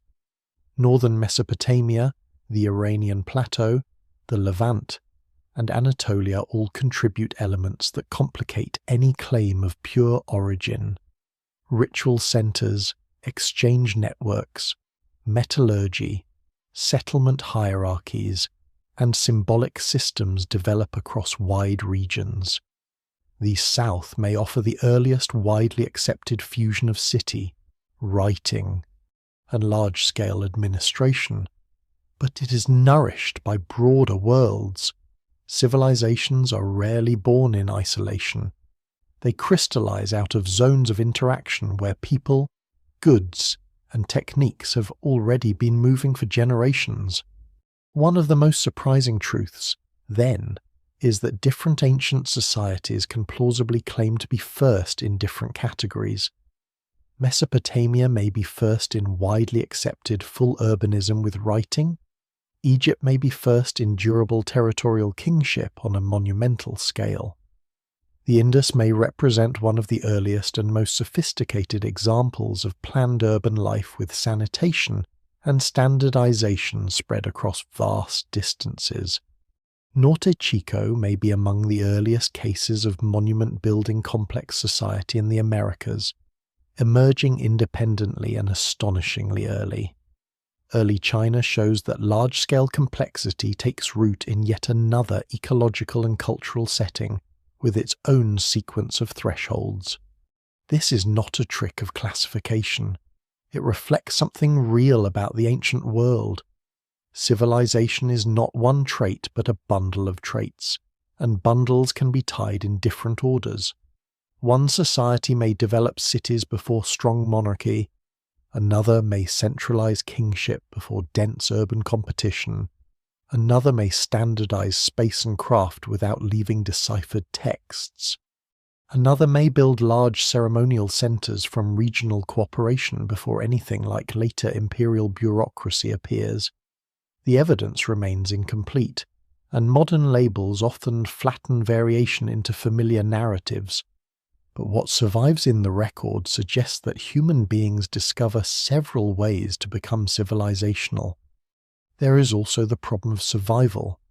Mesopotamia and Egypt dominate partly because their evidence has survived in striking forms, and because generations of scholars have excavated, translated, and retold their stories.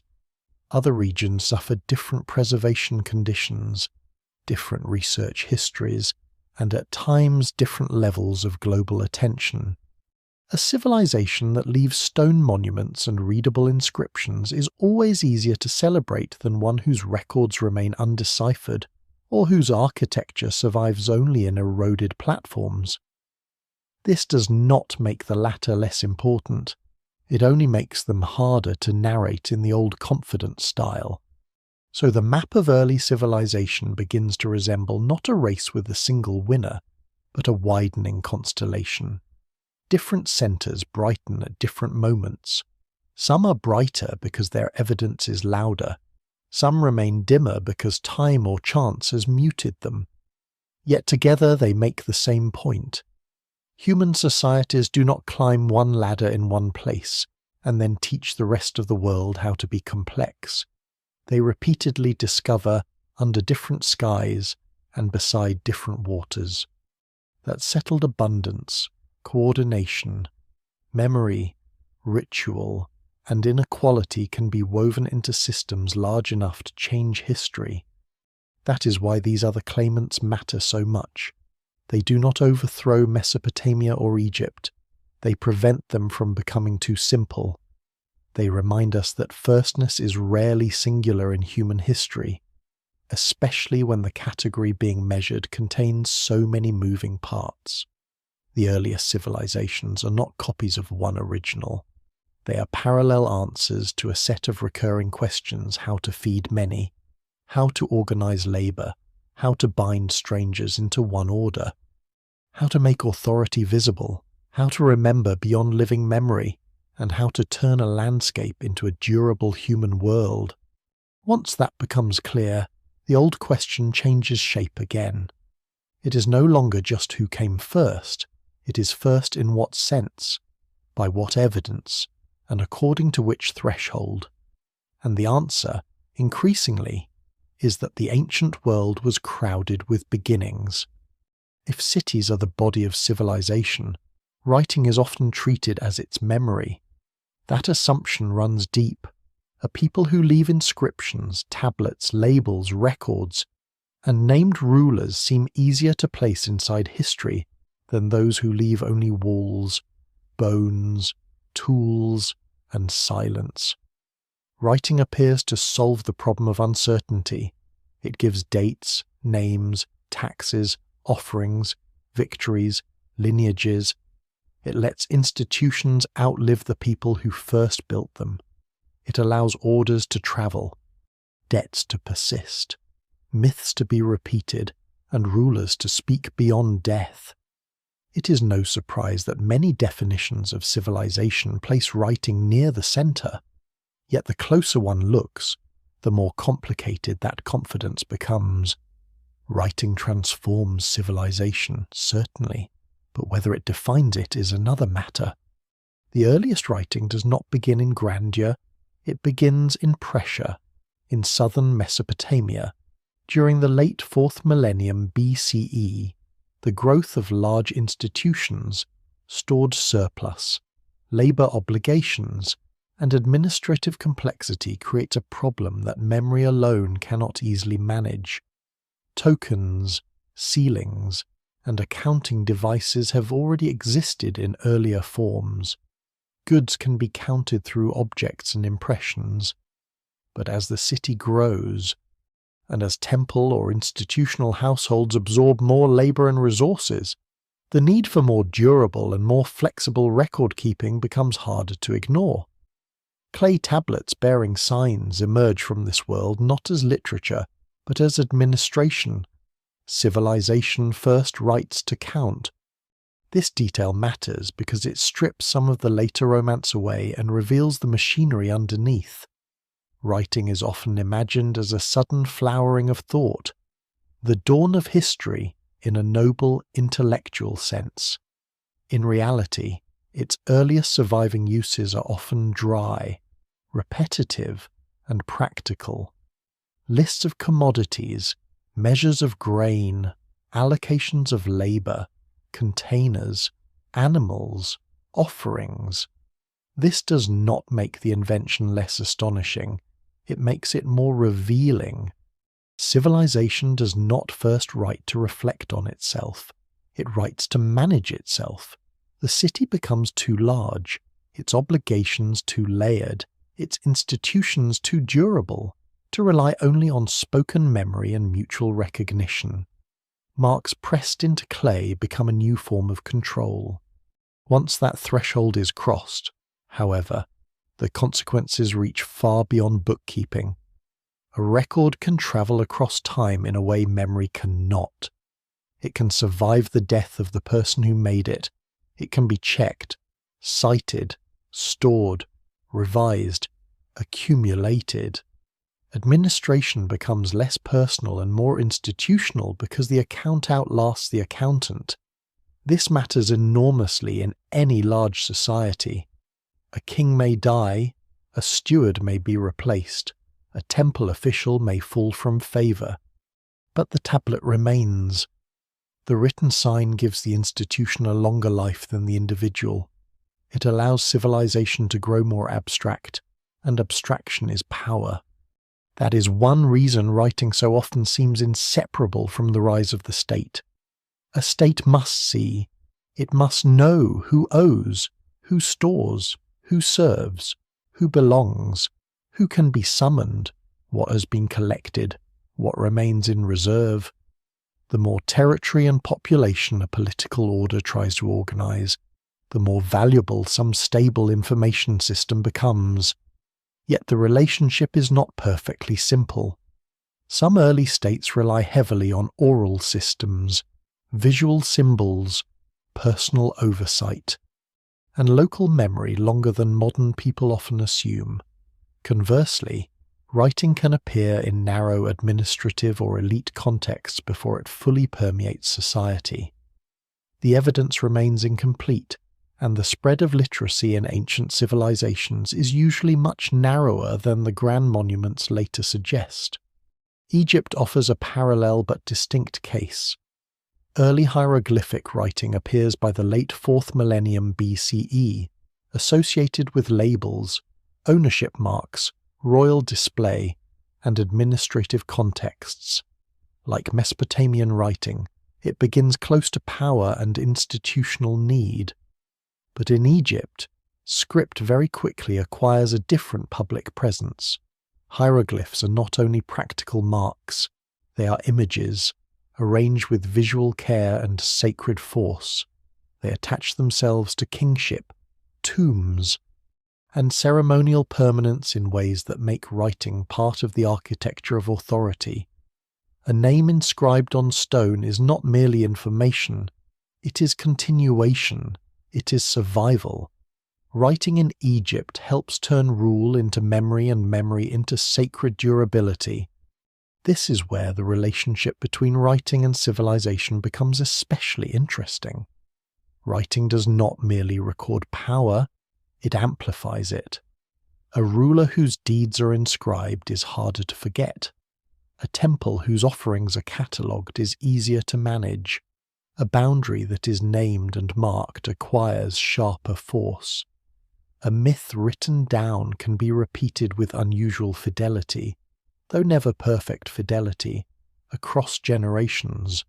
Law, where written, gains an aura different from custom alone. Lists of kings can invent continuity even where the real past has been fractured. Bureaucracy can expand because its memory is no longer trapped inside individual minds. In this sense, writing is not just a symptom of civilization. It is one of the tools by which civilization stabilizes itself. And yet the category begins to wobble again the moment one looks at the Indus world. Here is a civilization by almost any material standard large cities.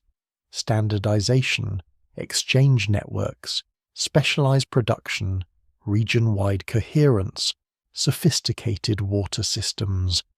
There are signs on seals and objects, repeated enough to suggest some meaningful symbolic or linguistic system. But the script remains undeciphered, and the inscriptions are short. If writing in the full sense existed there, it has not yet yielded its grammar to modern scholarship. Does that uncertainty place the Indus outside civilization? Hardly.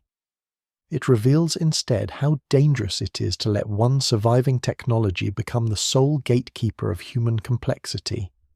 The same lesson emerges even more sharply in societies where no convincing writing system appears at all. Yet large-scale organization clearly does. Norte Chico in ancient Peru remains one of the most striking examples. Monumental architecture, coordinated labor, regional integration, and long-lasting ceremonial centers appear there without anything like cuneiform or hieroglyphic record-keeping preserved in the usual way. Later Andean civilizations will develop other tools for managing information, most famously the quipu, knotted cords used for accounting and perhaps more. These systems remind us that memory can be organized materially without looking like script on clay or stone. Scholars still debate the full informational range of such devices, but the broader implication is clear. Writing is powerful. Yes, it is not the only road to complexity. Even within literate civilizations, writing is rarely democratic at the start. Most people do not write. Most people may never read a formal text. Writing often belongs first to scribes, administrators, priests, royal courts, and specialized professionals trained in difficult systems. Literacy is labor-intensive. Signs must be learned. Materials must be prepared. Archives must be kept. A civilization can therefore be thoroughly shaped by writing, even when the overwhelming majority of its population encounters it only indirectly. A farmer may never read a tablet, yet live under obligations created, tracked, and enforced through written records. A laborer may never inscribe a name, yet build monuments meant to preserve a ruler's written claims forever. One lesser-known truth is that early writing often obscures as much as it reveals. Because it begins close to institutions, it preserves their priorities better than ordinary experience. We know what rulers wanted remembered. We know what administrations needed counted. We know which gods received offerings and which officials were important enough to name. We know less about the unrecorded tensions beneath those surfaces: resentment, fatigue, private belief, minor negotiations, unspoken habits, and the countless lives that pass through the system without leaving formal words behind. Writing gives civilization a memory, but it is a selective memory. It is rarely neutral. It often favors the center over the margin, the powerful over the ordinary, the durable institution over the passing individual. This is why archaeology remains indispensable even in literate worlds. Tablets and inscriptions may speak, but pottery, skeletons, refuse pits, broken tools, house plans, and botanical remains correct them constantly. A king may boast of abundance while bones show nutritional stress. Administrative texts may list rations while settlement patterns reveal contraction. Monumental inscriptions may celebrate cosmic order while fortifications and destruction layers hint at conflict.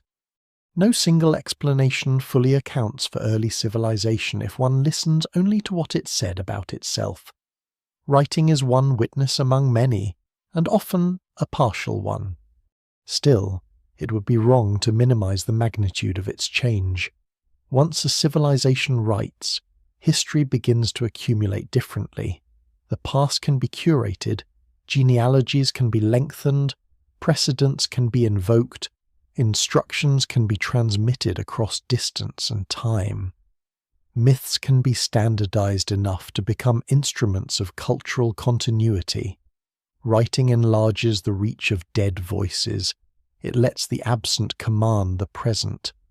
In administrative life, this means a system can function with greater scale and consistency. In political life, it means authority can be projected beyond immediate presence. In religion, it means sacred formulas and names can acquire extraordinary durability. In culture, it means memory no longer depends entirely on performance, though performance never disappears. So should writing define civilization? The case for yes is understandable. Writing makes a huge difference. It strengthens states, archives economies, preserves myths, and gives modern scholars their clearest view into ancient institutions. It is one of the most transformative thresholds human societies ever cross. But the case for no is stronger once the full ancient landscape is kept in view.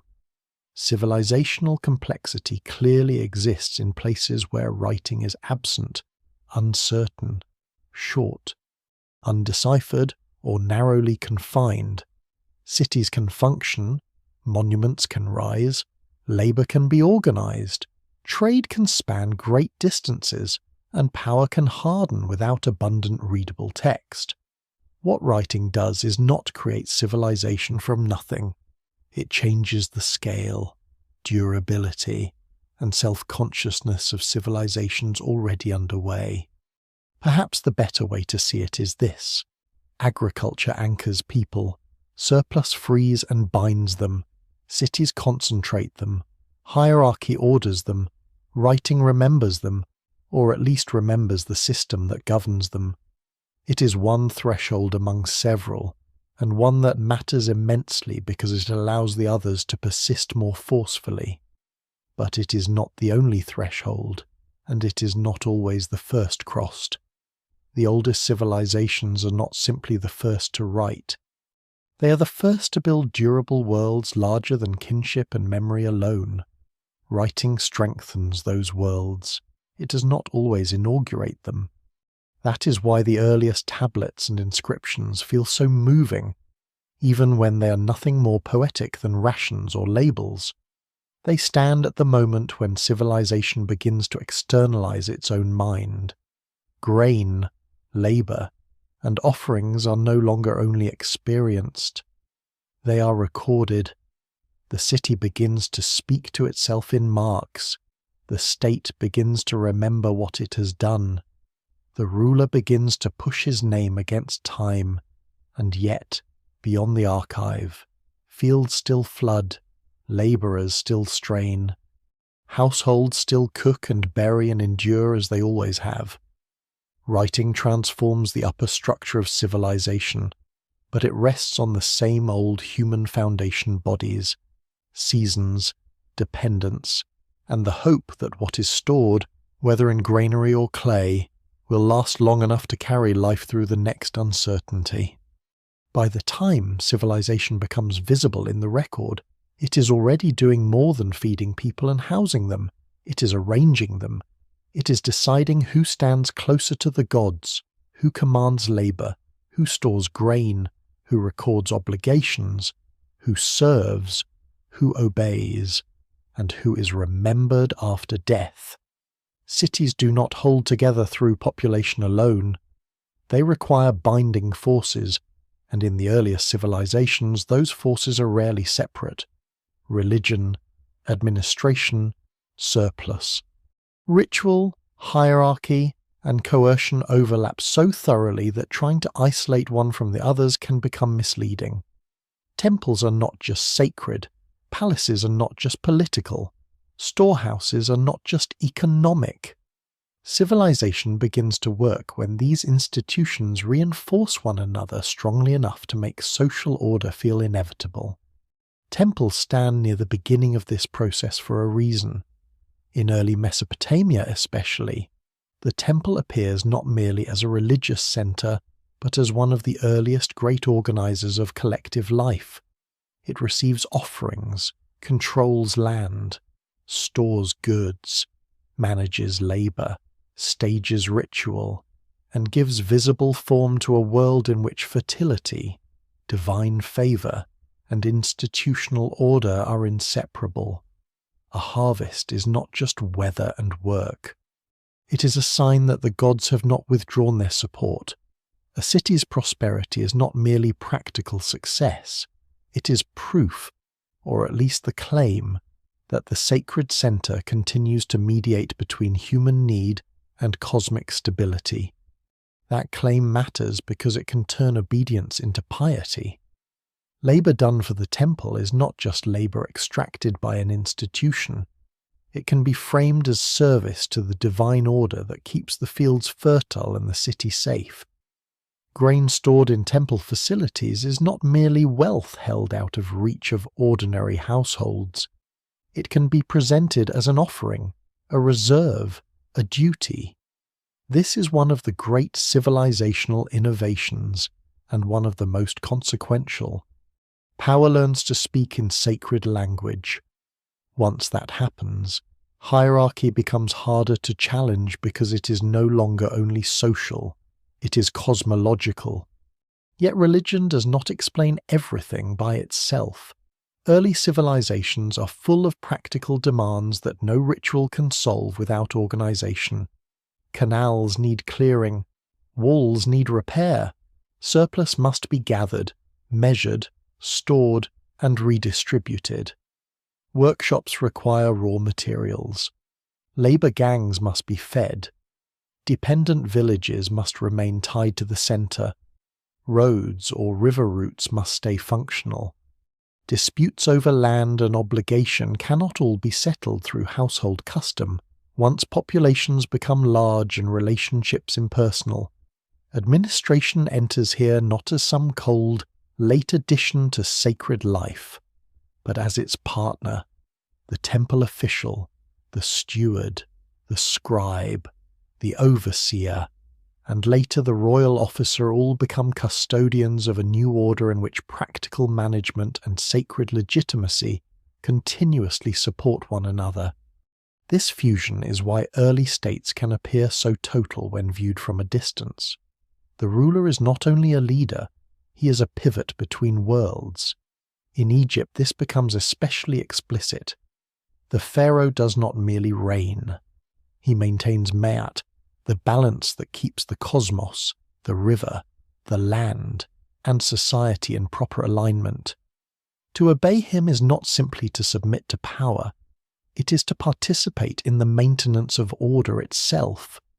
That ideology does not erase coercion, of course, it dignifies it. Labor diverted to monument building, grain collected as tax, regional elites folded into royal authority, all can be justified as part of sustaining the world's proper form. Mesopotamia often appears less unified than Egypt, and for much of its history it is competing cities, rival dynasties, overlapping institutions, and fluctuating political control make the landscape more fractured. Yet here too the same pattern is visible. The city god, the temple precinct, the administrative household, and later the palace do not operate in isolation from one another. They create a web of legitimacy in which divine patronage and material authority become difficult to untangle. A ruler who can claim the favor of the city's god is stronger. A temple that can command labor and land is more than sacred space. A palace that redistributes wealth, wages war, and sponsors ritual becomes a node where violence, abundance, and belief converge. The question scholars still debate is which force comes first. Does religion generate hierarchy by providing the symbolic framework within which elites justify control? Or does material inequality generate priesthoods and monumental ritual as ways of stabilizing unequal systems? The evidence remains incomplete, and no single explanation fully accounts for the earlier civilizations. In some cases, ritual architecture appears early enough to suggest that ceremonial life is central from the outset. In others, intensifying control over food production and labor seems to push institutions towards sacralization as they grow. Most likely the process is reciprocal. People obey institutions more readily when those institutions appear sacred, and sacred institutions become more powerful when they control real resources. This reciprocity leaves traces everywhere. Monumental precincts imply not only belief, but organized labor. Elite burials imply not only status, but the ability to command goods and remembrance beyond the household level. Administrative records imply not only storage, but categories of people and things that can be controlled at scale. Even city layout can reveal social ranking. Who lives near the sacred center? Who occupies larger houses? Who works in specialized districts? Who is buried with prestige goods, and who is not? The ruins do not always speak plainly, but again and again they suggest that civilization is not just concentration of population, it is concentration of asymmetry. That asymmetry hardens through daily life. Once specialists appear, not everyone has the same relationship to production. Some people farm, some supervise, some record, some conduct ritual, some craft luxury goods for elites, some serve institutional households where their labor is allocated rather than self-directed. Some are attached to palaces or temples. Some may be dependent, indebted, or unfree in ways that later legal systems will make clearer. The first civilizations are rarely worlds of equal citizens. They are layered societies in which difference becomes structural. A person is born into a household, but increasingly also into a rank, a duty, a proximity to power that may be difficult to escape.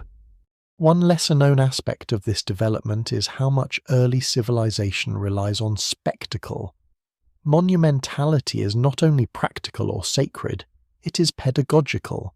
It teaches people what power looks like: a towering platform, a decorated precinct, a royal tomb, a ceremonial procession, a carefully bounded sacred space. All of these make hierarchy visible and therefore more imaginable as the natural order of things. This matters in societies too large to be governed by personal familiarity alone. A peasant may never meet the king, a laborer may never speak to a high priest, but they can see the temple, they can see the tomb, they can see the goods flowing into the institution and the rituals flowing out of it. Architecture becomes argument. Control also depends on measurement. To rule many people, institutions must simplify them. Land becomes plots, harvest becomes units, workers become labor groups, offerings become quotas, livestock become counts. This is why accounting, sealing, and standardized containers matter so much. They are the tools by which complexity becomes manageable from above. In one sense, they are marvels of organization. In another, they are instruments of reduction. A living person with family, grief, skill, and private loyalties becomes part of a category that a system can assign rations to, tax, move, or punish. Civilization advances by increasing legibility, and legibility is not an innocent process. None of this means early civilizations are held together by fear alone. They also create real benefits. Larger institutions can store food against famine, coordinate irrigation, mobilize defenses, sponsor craft traditions, build durable ritual centers, and establish long-distance exchange that enriches urban life. A temple may redistribute grain in hard times, A centralized kingdom may reduce local warfare or standardize administration in ways that stabilize production. A city can provide opportunity for specialists, traders, and artisans that village life cannot. The problem is not that civilization is secretly only oppression.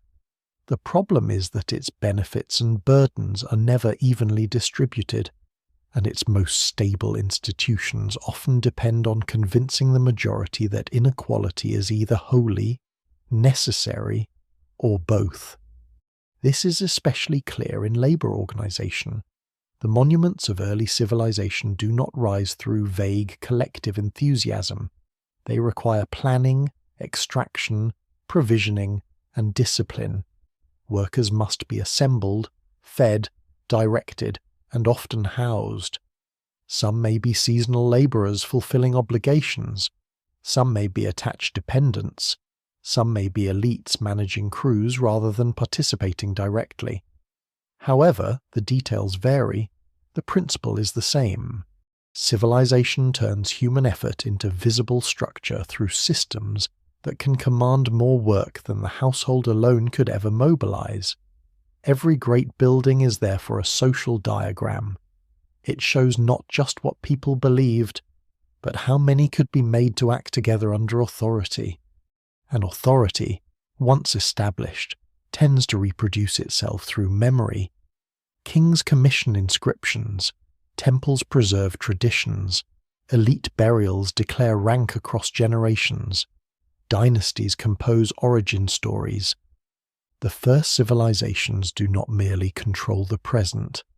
They begin to curate the past in support of the present order. A ruler is linked to divine ancestors.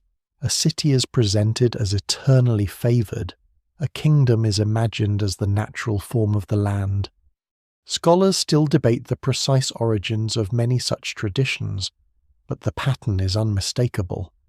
Power is strongest when it can persuade people that it has always been there. That is why temples, elites, and control belong together in the story of first civilizations. They are not separate chapters. They are the structure. Civilization emerges when a society becomes large enough that personal ties are no longer sufficient, rich enough that surplus can support institutions above the household, and unequal enough that someone must justify why some command while others serve.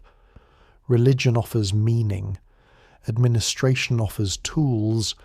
Elites offer continuity. Labor offers substance. Together they create systems capable of enduring beyond individual lifetimes and shaping landscapes on a scale earlier communities could never manage. But that endurance has a price.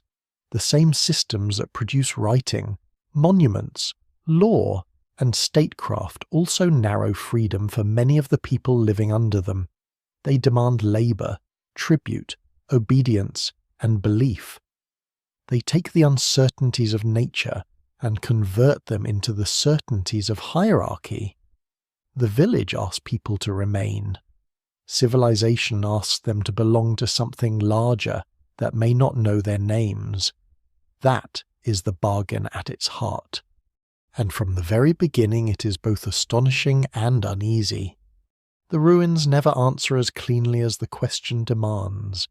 That is one of the first things archaeology teaches, and one of the last things people want to hear.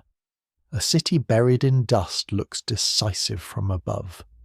Walls outline neighborhoods, platforms rise from the plain, graves yield ornaments, bones, seals, pottery, and tools. Tablets survive in ash. Canals leave faint scars across old floodplains. It is tempting to imagine that once enough earth has been removed, the beginning of civilization will stand there plainly exposed, like a foundation stone with a date carved into it. But ruins do not work that way. They do not preserve the past whole. They preserve fragments according to accident, chemistry, climate, violence, and time. And from those fragments, scholars build the earliest chapters of civilization with remarkable care. and unavoidable uncertainty. Mudbrick is one of the great paradoxes of early history. It builds the first cities and then conspires with rain, flood, wind, and neglect to erase them.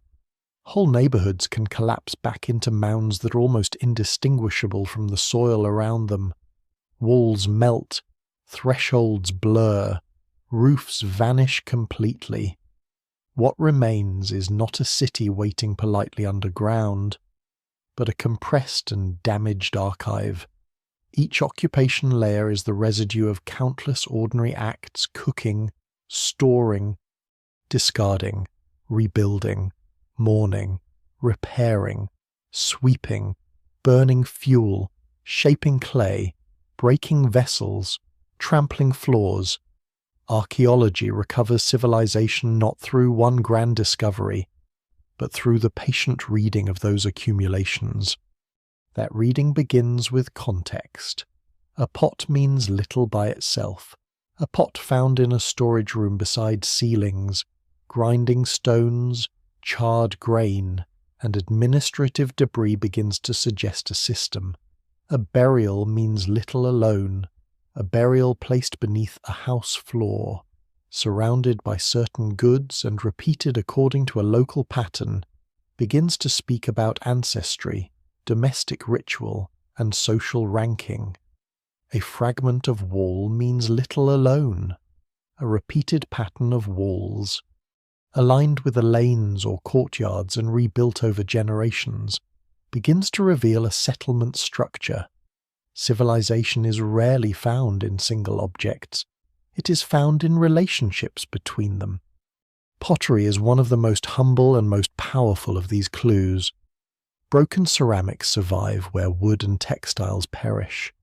Their shapes, fabrics, firing styles, painted designs, and distribution patterns allow archaeologists to trace exchange, chronology, household habits, and sometimes rank. A standardized vessel can imply organized production. A certain decorative style can mark regional identity or elite taste.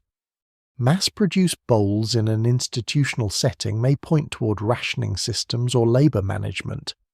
This is why pottery matters so much in the story of first civilizations. It records not only what people used, but how far a society had moved toward repetition, planning, and controlled distribution. Then there are seals, small enough to sit in the palm. They carry the weight of entire institutions. A seal pressed into clay on a container or door fastening suggests ownership, authorization, accountability, controlled access. Cylinder seals in Mesopotamia, stamp seals in the Indus world, and other marking devices elsewhere all hint at societies concerned with regulating movement and validating claims. These are not glamorous objects at first glance, but they belong to a major transformation. A world of face-to-face familiarity is giving way to one in which goods and obligations travel through systems that need formal signs of trust and control. Bones speak too, though in a quieter voice.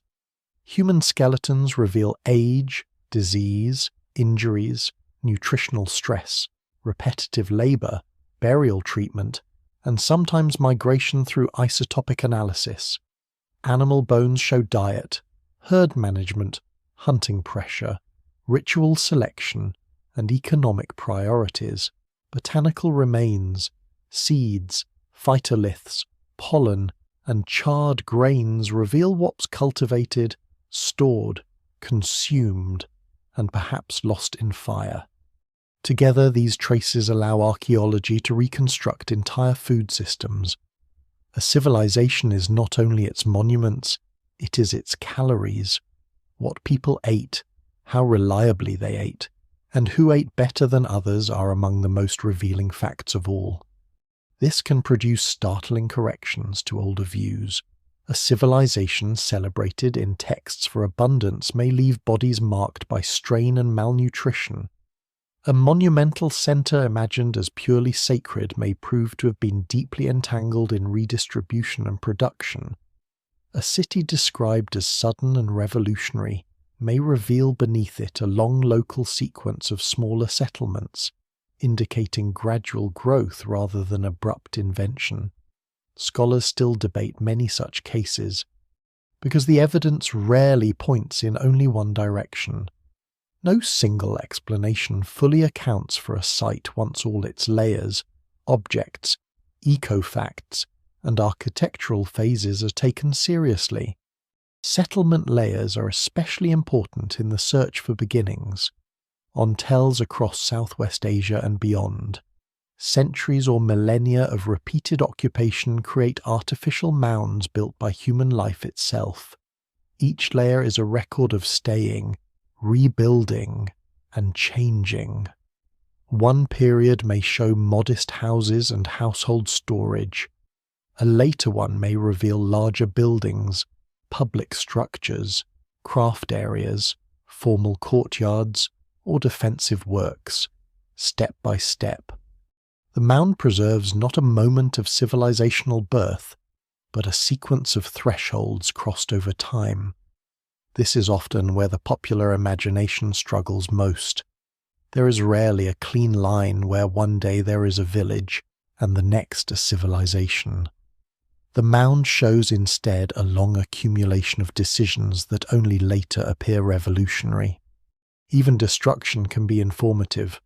Burn layers, toppled walls, smashed vessels left in place, weapons, abandoned tools, and interrupted rebuilding can all signal conflict, abandonment, accidental fire, or some other sharp break. But archaeologists have learned to be careful. Not every burned level means invasion. Not every collapsed wall means catastrophe. Mud brick buildings collapse naturally if neglected. Fire can spread through crowded settlements without war. Objects may be broken through routine use, ritual deposition, or later disturbance. The record is eloquent, but it is also treacherous. One lesser-known feature of archaeological interpretation is how often the most dramatic story is the least secure. Burials present another complication. They are among the richest sources of information, yet they show the living arranging the dead according to meaning, not objective social diagrams. A lavish burial may indicate wealth, rank, ritual importance, or special circumstance, but it does not automatically map a whole society. Conversely, a modest burial does not prove equality. The evidence remains incomplete because burial is performance as much as reflection. Still, patterns matter. Repeated differences in grave goods, grave architecture, body treatment, and cemetery layout can reveal social stratification emerging over time.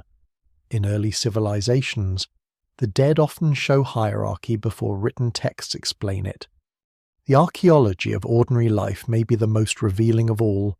Hearths, refuse dumps, worn thresholds, spindle whirls, grindstones, children's burials, repaired walls, patched floors, cooking pots blackened by use. These small traces anchor civilization in daily repetition rather than monumental abstraction. They remind us that the first cities are lived in by people who still wake hungry, carry water, mend tools, grieve children, nurse injuries, and worry about the next season. Without these traces, civilization can appear as though it were built only by institutions. With them, the system becomes human again, though not always kindly so. The Indus civilization shows how much archaeology can know without a readable archive.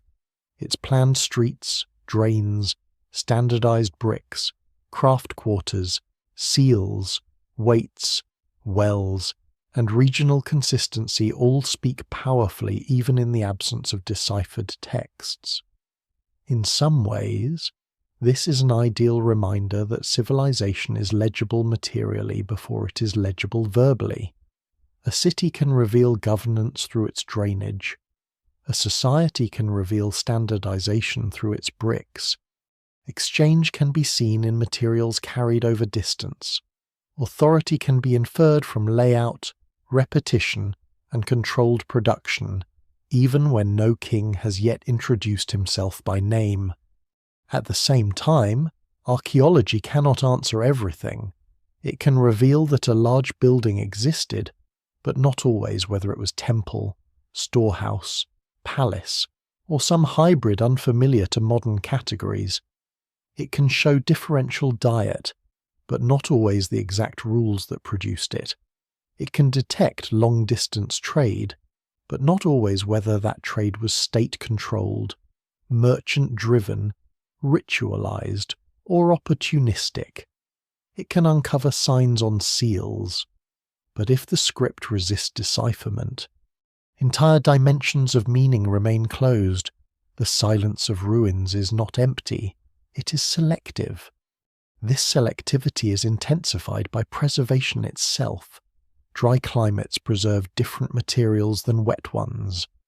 Floodplains can bury ancient settlements beneath meters of alluvium, hiding them almost completely.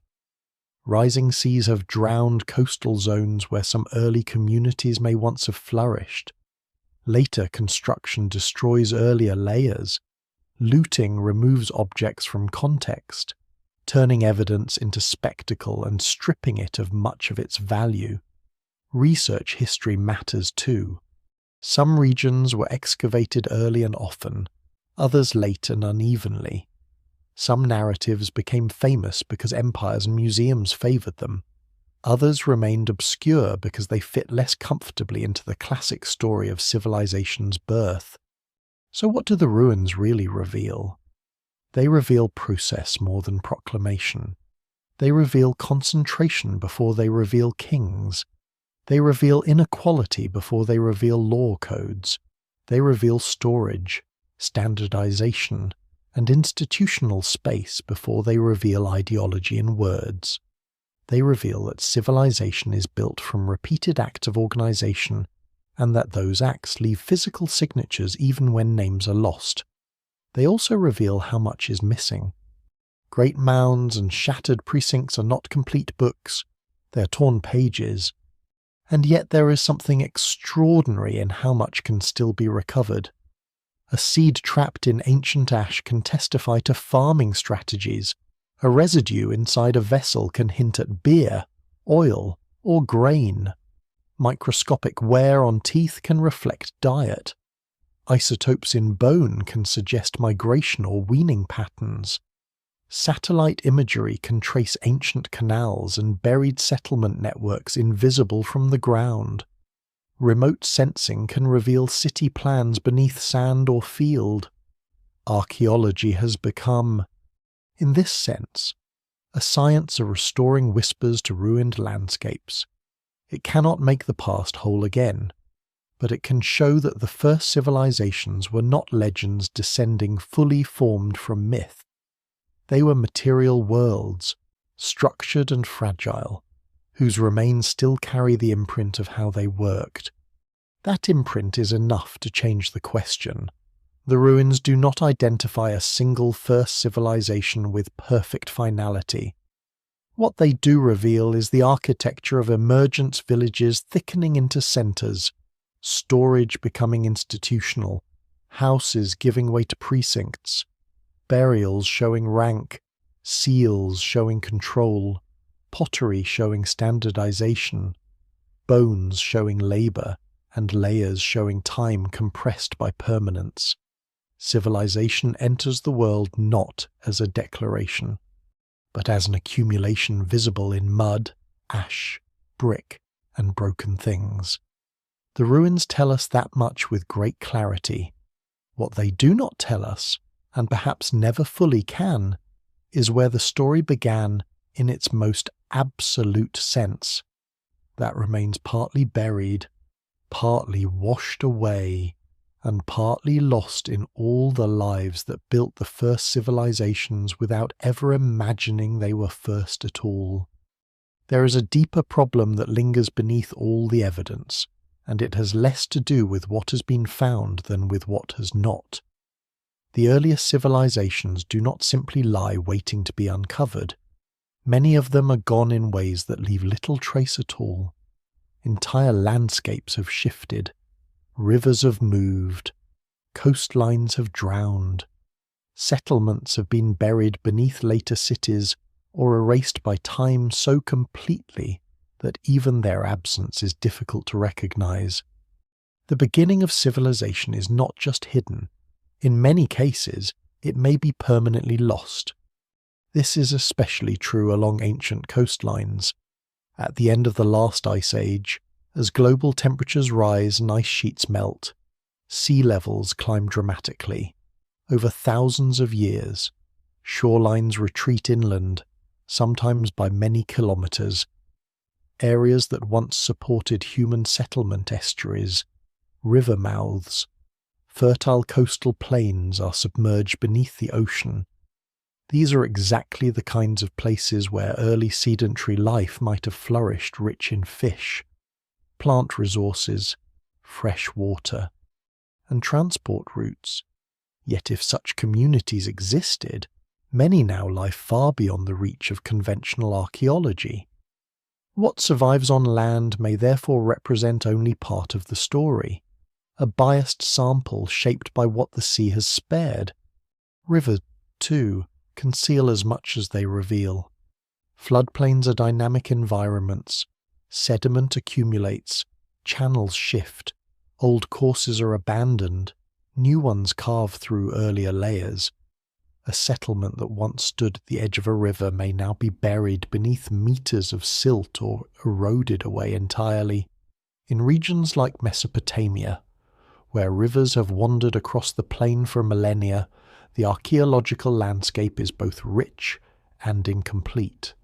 Some sites survive as tells, preserved by continuous occupation. Others vanish into the alluvium, detectable only through remote sensing or not at all. Scholars still debate how many early communities remain hidden in these buried landscapes, and how their absence shapes the story we tell. Then there is the problem of perishable materials. Much of early human life is built from things that do not last: wood, reeds, textiles, leather, basketry. These materials form houses, tools, clothing, containers, and countless everyday objects. Yet they rarely survive except under exceptional conditions. A settlement built primarily from organic materials may leave only faint traces in the soil. Its inhabitants may have lived complex, organized lives, but their physical record may be almost invisible after thousands of years. The evidence remains incomplete not because these societies lacked complexity, but because their materials have been returned to the earth. Even where remains do survive, they are often fragmented by later history. Cities grow on top of earlier cities. Foundations are reused. Bricks are robbed for new construction. Entire ancient layers are destroyed by subsequent occupation. In some of the most historically rich regions, this layering is so dense that reaching the earliest levels becomes technically difficult or impossible without damaging what lies above. The deeper one digs, the more one risks erasing the very history one seeks to uncover. Archaeology becomes an exercise in careful compromise, and the earliest phases are sometimes the most vulnerable. This leads to a quiet but profound realization. The first civilization, if such a thing existed as a single identifiable entity, may not be the one best preserved. It may not be the one most studied. It may not be the one whose name survives in textbooks. It may belong to a place whose remains are too fragmentary to interpret with confidence, or too deeply buried to access, or too thoroughly erased by time to detect at all. The absence of evidence is not evidence of absence, but it does shape the narrative in powerful ways. What we call the first civilization is partly a reflection of what we've been able to see. Scholars are increasingly aware of this bias, and it has begun to reshape the way the question is approached. Rather than searching for a single origin point, more attention is given to processes that could have occurred in multiple regions under similar conditions. Stable climate periods, access to water, fertile land, manageable ecosystems, and the gradual accumulation of social complexity all create environments where civilization-like structures can emerge. If these conditions exist in more than one place, and they clearly do, then it becomes less likely that civilization has a single birthplace, and more likely that it arises independently in several regions, each leaving behind a different kind of record. This does not mean all early societies are equal in their complexity or influence. Some clearly reach higher levels of organization, scale, and durability than others.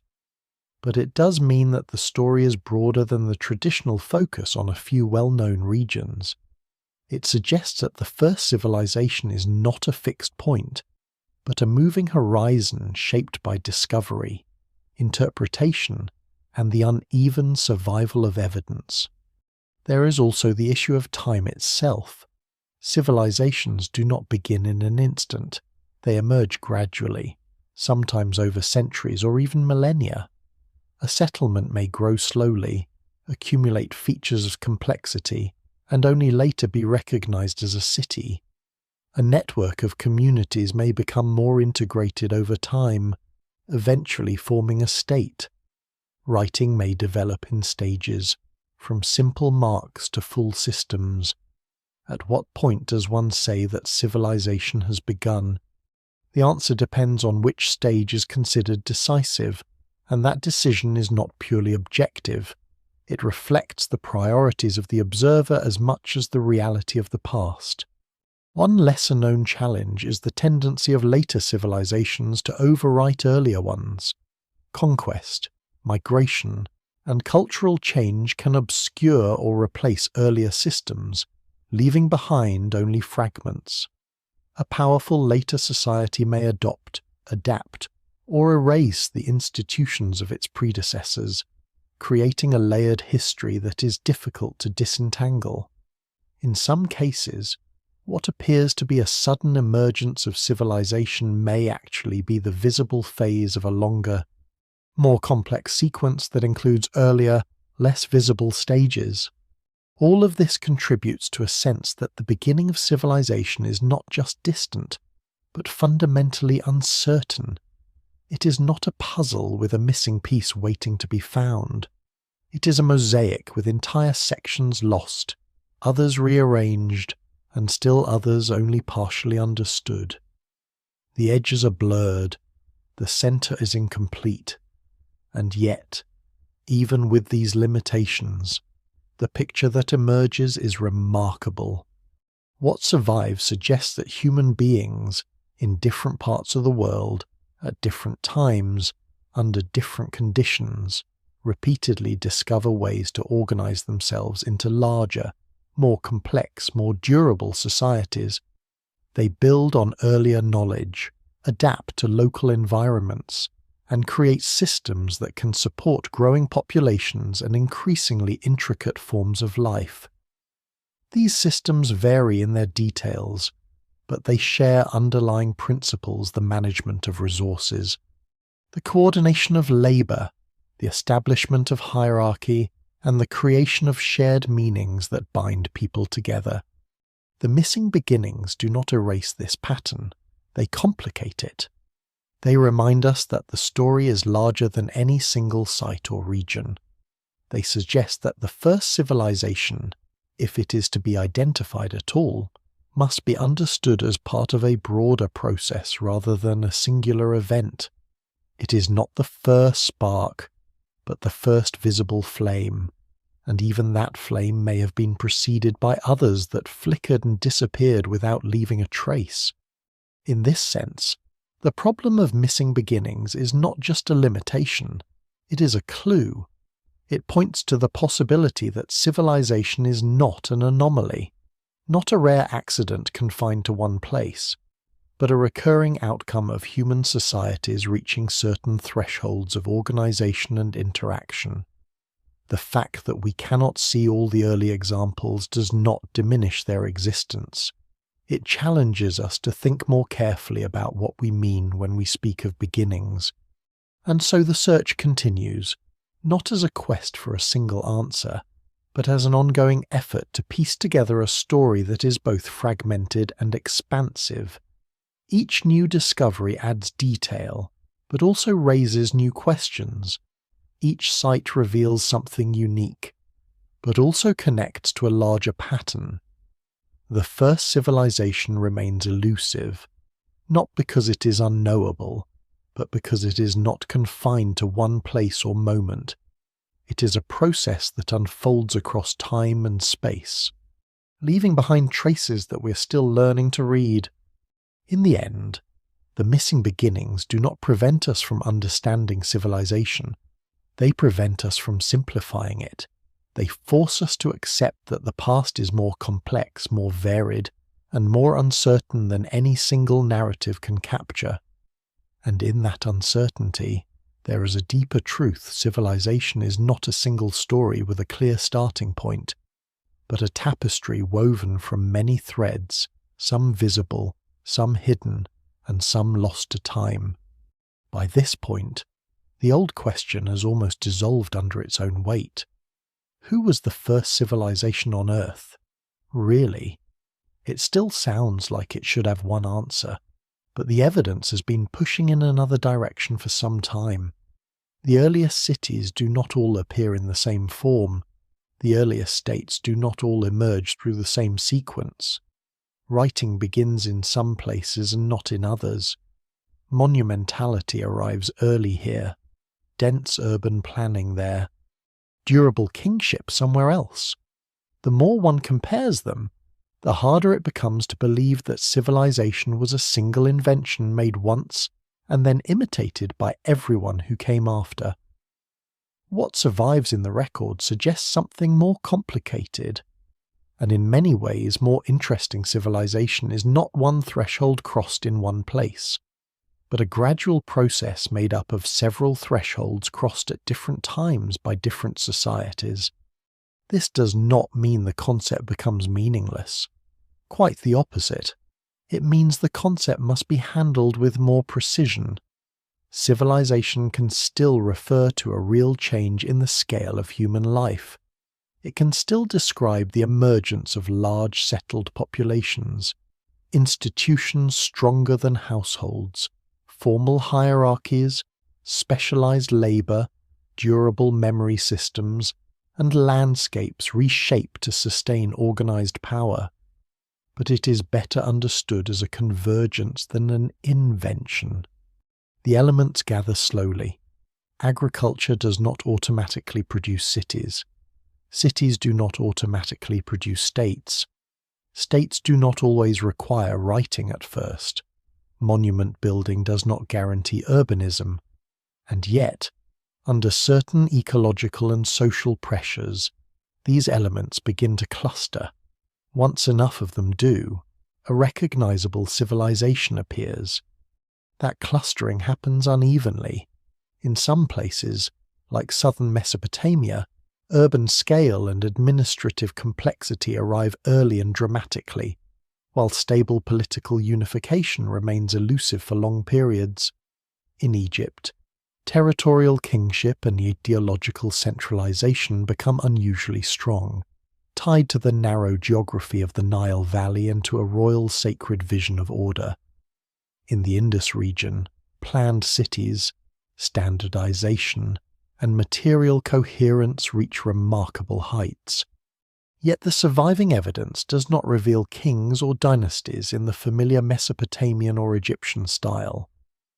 In Norte Chico, organized labor and monumental construction emerge astonishingly early, without written archives in any conventional sense. Each case crosses into civilizational life, but by a different route and with a different visible emphasis. This is why the search for one exact moment keeps failing. There is no single switch. There are multiple thresholds, and they do not always align.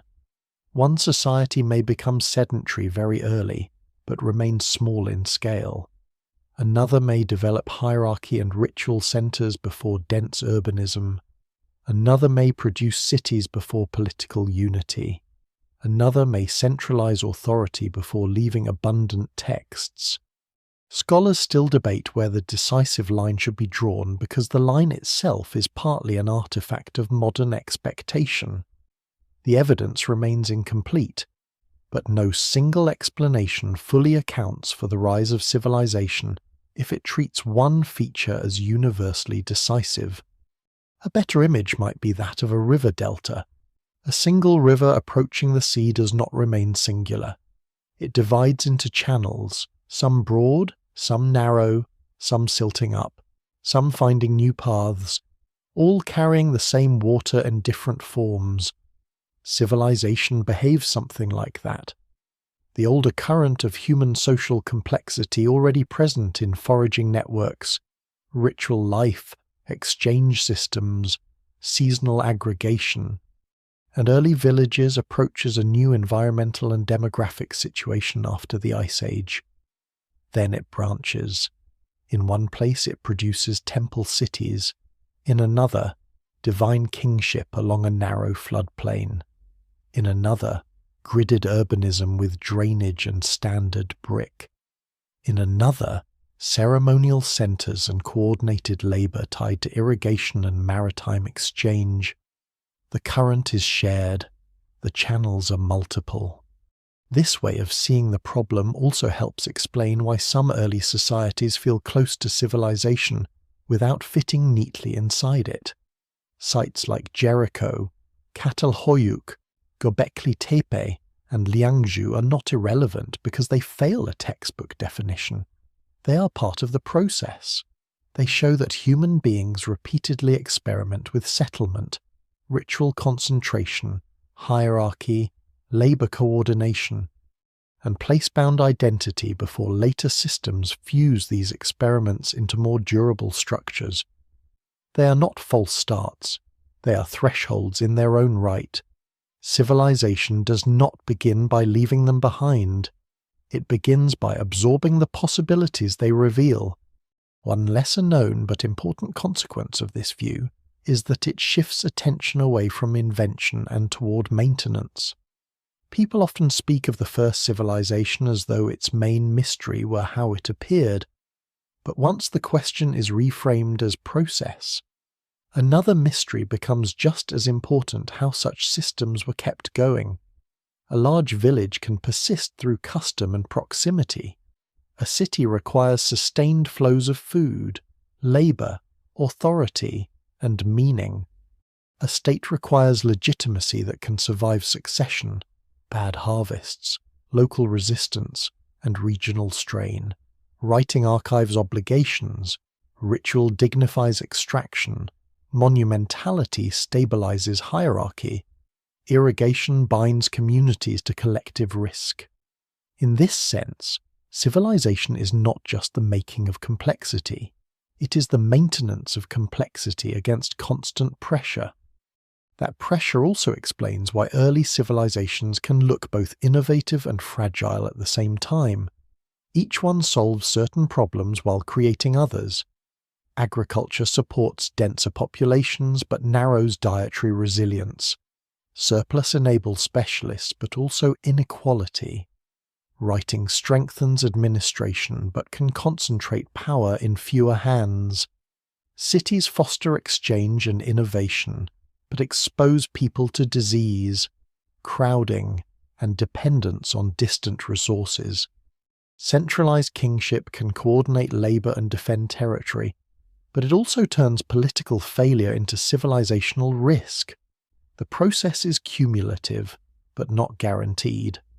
A civilization can emerge gradually and still collapse suddenly if too many of its dependencies fail at once. This is another reason the notion of a single birthplace is misleading.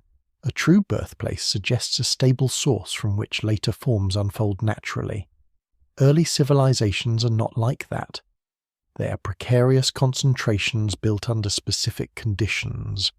Some endure for millennia, some contract or transform rapidly, some disappear so thoroughly that later peoples build over them without remembering. To ask who was first is therefore useful only if it leads toward a wider understanding of how many things had to come together, and how unstable that coming together always was. The process view also helps resolve a long-standing tension in the question, why does Mesopotamia so often seem to win in mainstream history, even when other early societies appear equally impressive in some respects? The answer is not simply bias, though bias plays a role. It is that Mesopotamia offers one of the earliest clearly visible convergences of several major thresholds at once large urban centres, institutionalized temple economies, administrative technologies, and the earliest accepted writing. It is a particularly legible convergence. Egypt offers a different but equally powerful convergence soon after, centred on unified kingship and monumental state order. The Indus offers another, though less textually transparent to us. What we call the first civilization is often just the first case where enough thresholds overlap in a way modern scholarship feels able to recognize without hesitation. And yet hesitation remains wise. There may have been other convergences now lost or still hidden. There may have been societies whose material record was too fragile, too submerged, or too poorly preserved to enter the standard canon. Even among the known cases, interpretation continues to change.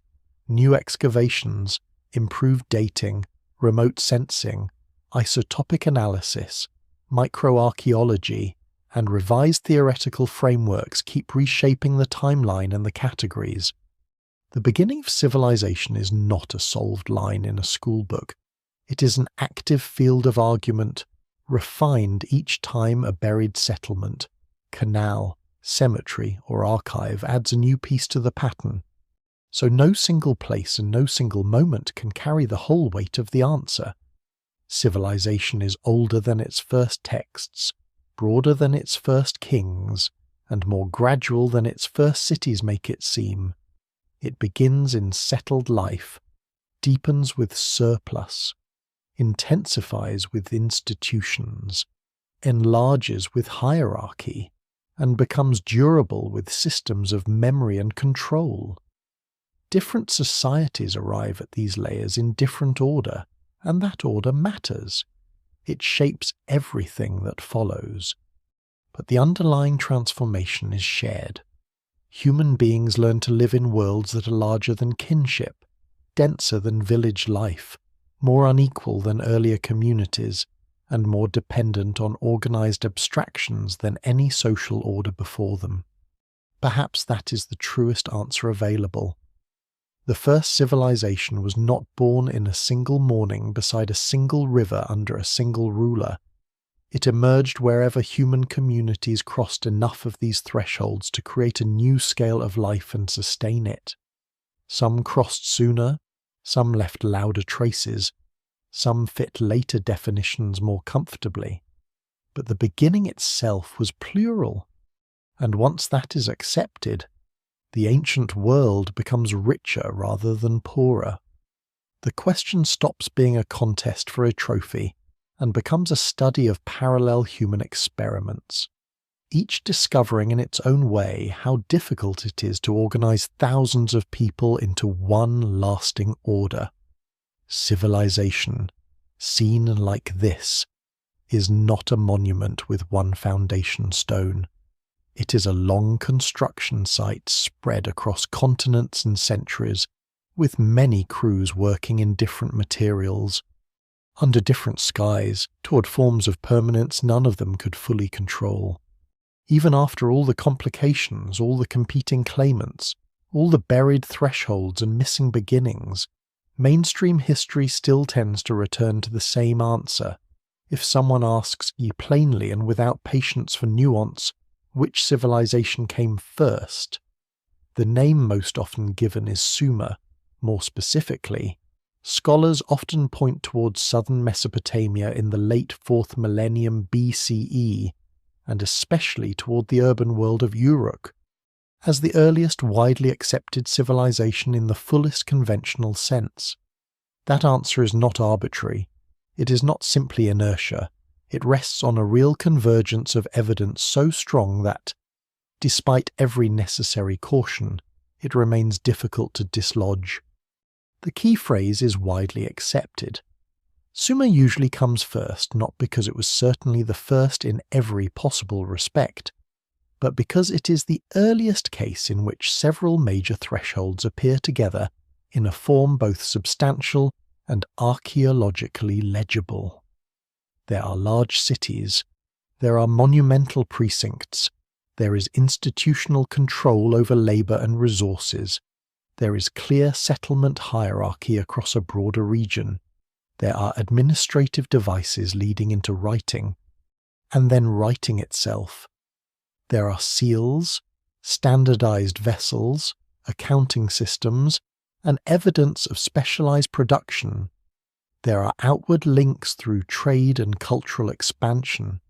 In short, southern Mesopotamia offers one of the earliest places where civilization does not merely seem to be emerging, it is already operational. Uruk stands at the center of that conclusion because its scale forces the issue. Earlier settlements can always be debated. A large village may or may not be a city. A ritual center may or may not imply state-like authority. Monumentality may or may not signal a full civilizational system. Uruk makes such hesitation harder to sustain. By the late 4th millennium BCE, it appears to have reached an urban scale unmatched or nearly unmatched anywhere on Earth at the time. Its monumental architecture is not isolated. Its institutions are not inferred from one building or one symbolic object. They are woven through the whole urban landscape. This is one reason Uruk continues to dominate the argument.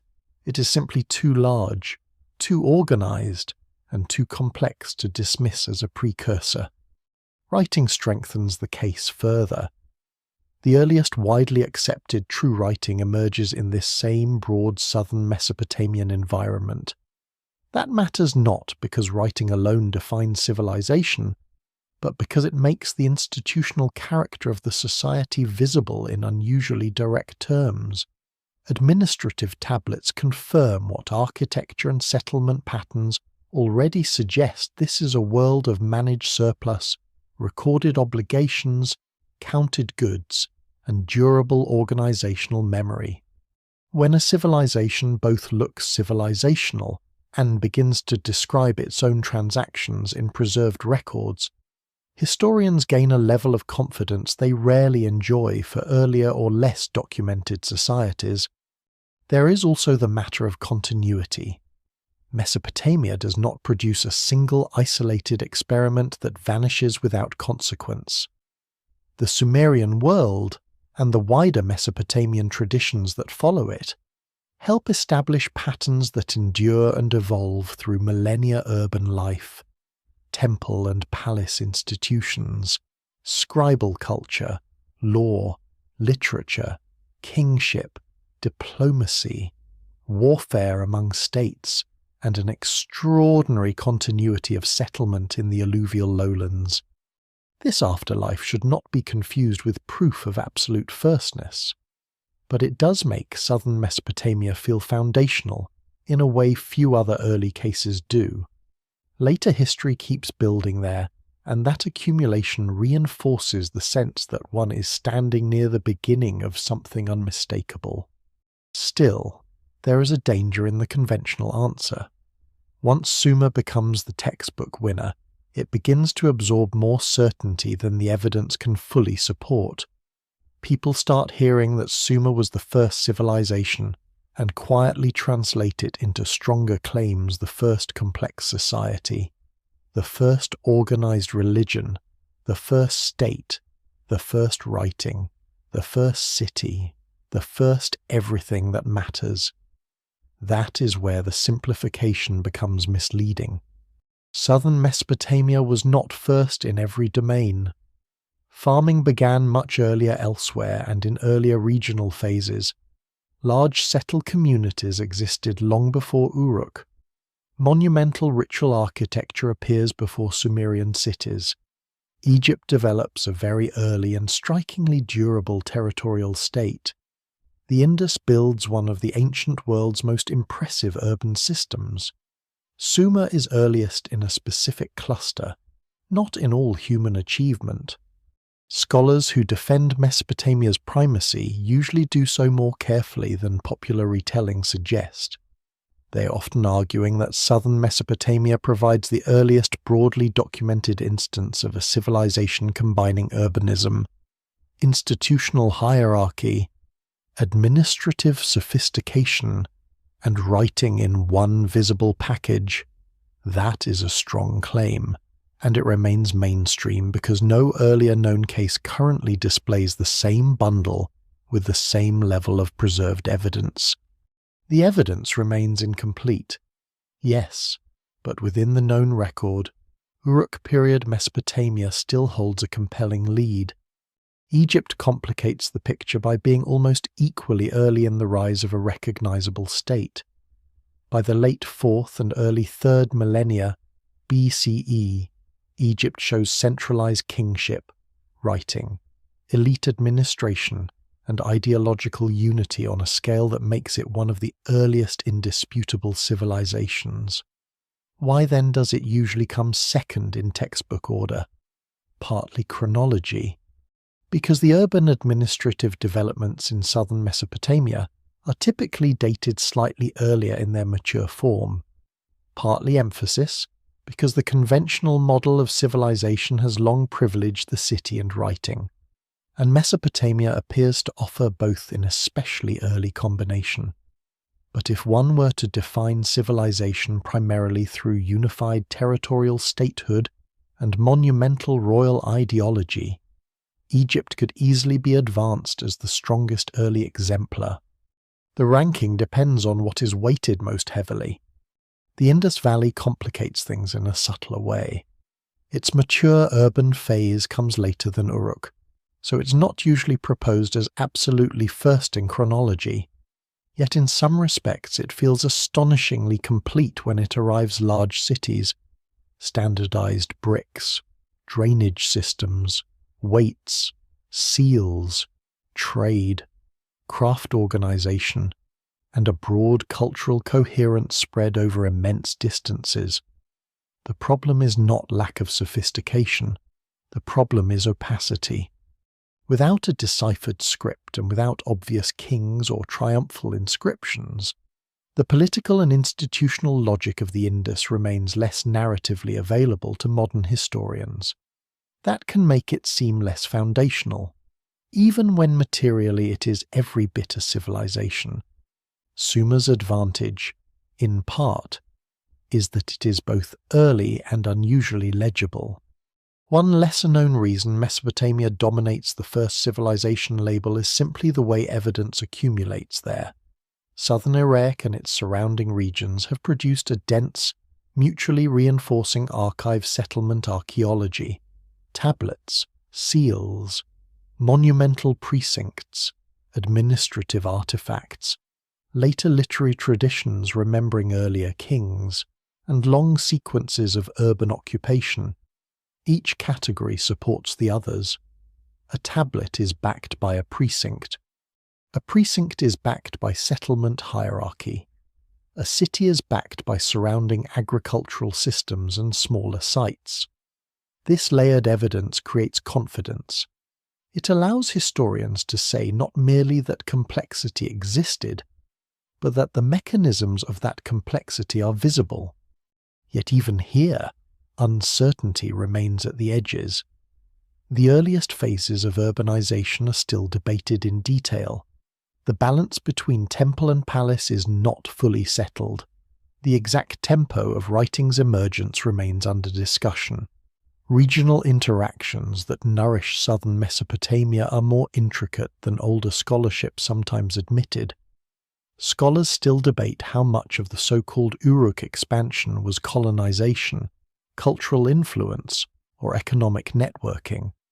No single explanation fully accounts for every feature of the Mesopotamian rise. To say Sumer usually comes first is not to say the argument is closed. It is to say that, among the available contenders, this remains the most robust shorthand. the phrase robust shorthand is important. Mainstream history often relies on simplification because teaching needs sequence, and sequence needs anchor points. Sumer becomes the anchor. Students can remember a place, a period, a river system, and an urban phenomenon. There is practical value in that. But the simplification becomes dangerous when it hides the real story that Sumer was not a miraculous isolated beginning, but the earliest well-documented crest of a much older and wider wave. Behind Uruk lie millennia of village life, farming, ritual centres, exchange networks, and slowly intensifying hierarchy. Beside Uruk stand Egypt and other rising centres. Beyond Uruk lie other independent civilizational trajectories that will later become impossible to ignore. So why does Mesopotamia usually come first?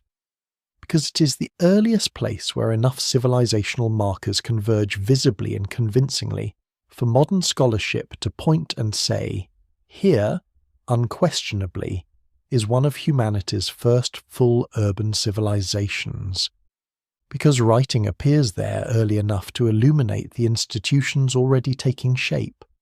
Because the city of Uruk reaches a scale that forces recognition. Because later Mesopotamian traditions preserve and extend that achievement.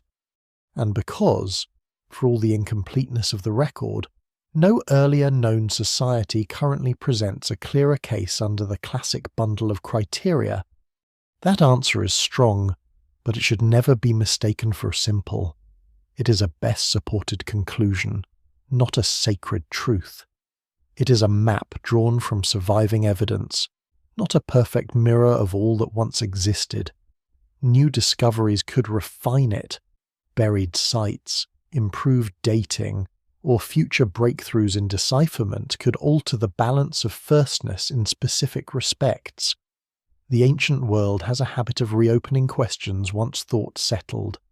For now, though, when mainstream history gives the title to Sumer or to the Uruk world, it does so for understandable reasons, not because the matter is free of doubt, but because this is where the evidence presently gathers most densely around the old and stubborn idea of a beginning, and perhaps that is the fairest way to say it.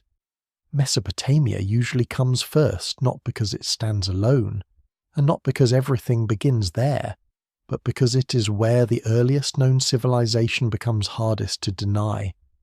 The mud brick cities of the south, rising from canals and floodplain, do not erase the older villages behind them or the rival claimants beside them. They simply make the transition visible with unusual force. In that visibility lies their enduring power over the human imagination. They look, more than anything earlier that we can currently see so clearly, like the moment when the world of scattered communities tipped decisively into the world of cities, institutions, records, and organized power. In the end, the oldest answer remains unfinished because civilization itself is unfinished.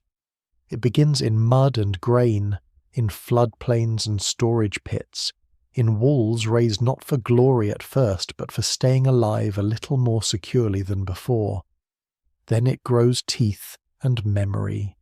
It builds temples, records rations, buries elites with more care than common people, turns rivers into systems, and persuades entire populations to live inside structures larger than kin, larger than season, larger than any one life. The first civilization, whether one names Sumer, Uruk, Egypt, or a broader field of early experiments, is not important only because it came first. It matters because it reveals the pattern that will follow humanity almost everywhere afterward. Civilization is not merely a beginning, it is a recurring bargain. That bargain is simple in outline and immense in consequence. People surrender some freedom of movement in exchange for security of food. They accept hierarchy in exchange for coordination. They tolerate extraction in exchange for infrastructure, ritual order, defense, or the promise of stability. They allow memory to be centralized in temples, palaces, and archives because large societies cannot function otherwise. They build worlds so intricate that no single person can understand them fully, yet everyone depends on them all the same. What survives in the record suggests that this bargain is never perfectly voluntary, never evenly beneficial, and never free of risk. But it is powerful enough that once discovered, it keeps returning.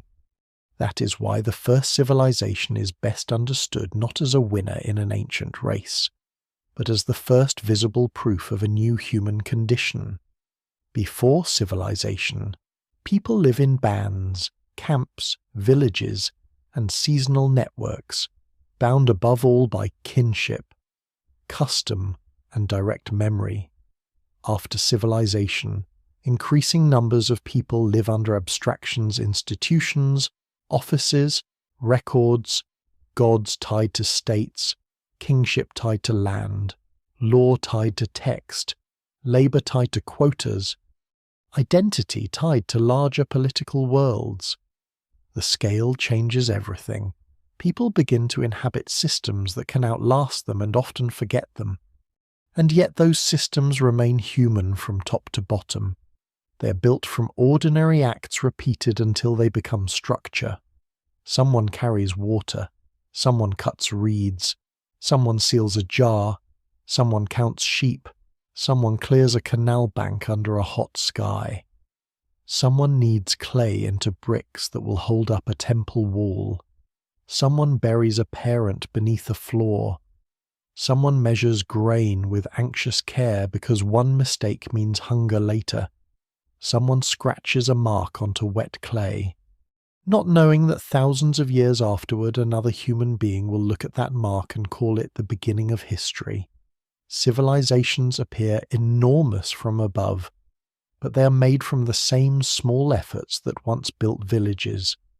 Only the concentration is different, and the consequences are far larger. This is what makes the question so haunting. The first civilization is both real and elusive. Real because there are moments in the archaeological record when scale, hierarchy, writing, and institutional power become impossible to deny. Elusive because all such moments grow from earlier layers that were already changing human life long before the first city looked fully urban. The evidence remains incomplete. Coastlines are drowned, floodplains are buried, mud brick has dissolved. Scripts remain undeciphered. Entire peoples may have lived through thresholds of complexity now lost to us. No single explanation fully accounts for all of it, and perhaps none ever will. The beginning is too gradual, too plural, and too damaged by time. Still, some truths stand. Civilization is not natural ease. It is managed dependence. It is the conversion of abundance into structure and of uncertainty into hierarchy. It is the art of making thousands live together through rules, symbols, and systems stronger than personal memory. It produces beauty on an immense scale: temples, writing, mathematics, administration, art, architecture, cosmology. It also produces burdens, labor extraction, rank, vulnerability to failure, and the perpetual risk that the system holding everything together may become too rigid, too unequal, or too fragile to endure. From the first cities onward, civilization carries both creation and strain in the same body. That double character is already visible at the beginning. Uruk rises because a river plain can be organized, but it depends on that organization never fully breaking. Egypt unifies around the Nile, but its order must be performed and maintained without pause. The Indus plans its cities with astonishing discipline, yet its silence keeps many of its internal tensions hidden from us. Every early civilization discovers some way of binding land, labor, and belief together. Every one of them also lives under the possibility that flood, drought, salinity, conflict, political fracture, or simple overreach may loosen those bindings again. The first civilization is therefore not just the dawn of order, it is the dawn of large-scale fragility. This may be the deepest legacy of all. Later empires often imagine themselves new, final, or chosen, yet they inherit a structure first assembled in those ancient floodplains and early urban corridors, the city as command center, the archive as memory, the ruler as guarantor of order, the temple or palace as collector of surplus, the countryside as provider, the labouring majority as the hidden foundation beneath visible greatness. These are among the oldest patterns in organised human life, and they begin so early that they can seem almost permanent, but they are not permanent. The archaeological record is filled with reminders that even the first civilizations could falter, fragment, and vanish. So the oldest answer stays unfinished, not because the question is foolish, but because the past resists the neatness the question asks for. If the answer must be compressed, then southern Mesopotamia still stands nearest the front of the line, with Uruk and the Sumerian world offering the earliest broadly accepted full convergence of city, institution, and writing. But if the answer is allowed to breathe, it becomes wider and truer. The first civilization was not a single isolated miracle. It was the earliest visible crest of a much larger transformation in human existence, one reached by different societies in different ways, some known clearly, some only dimly, some perhaps forever lost. And that may be the most honest final image to leave behind. Not a throne room, not a pyramid, not a king declaring the world ordered at last. Instead, an ancient river at dusk, water moving past reeds and mud banks. Beyond it, fields darkening after harvest. Beyond them, a rising settlement where lamps begin to glow one by one. Somewhere inside are granaries, shrines, workshops, courtyards, ledgers, and sleeping households. Somewhere a child is born into a world already organized by systems older than memory. Somewhere an official checks a store of grain. Somewhere a labourer lies down with aching shoulders. Somewhere the dead rest beneath floors or tombs, already folded into the architecture of permanence.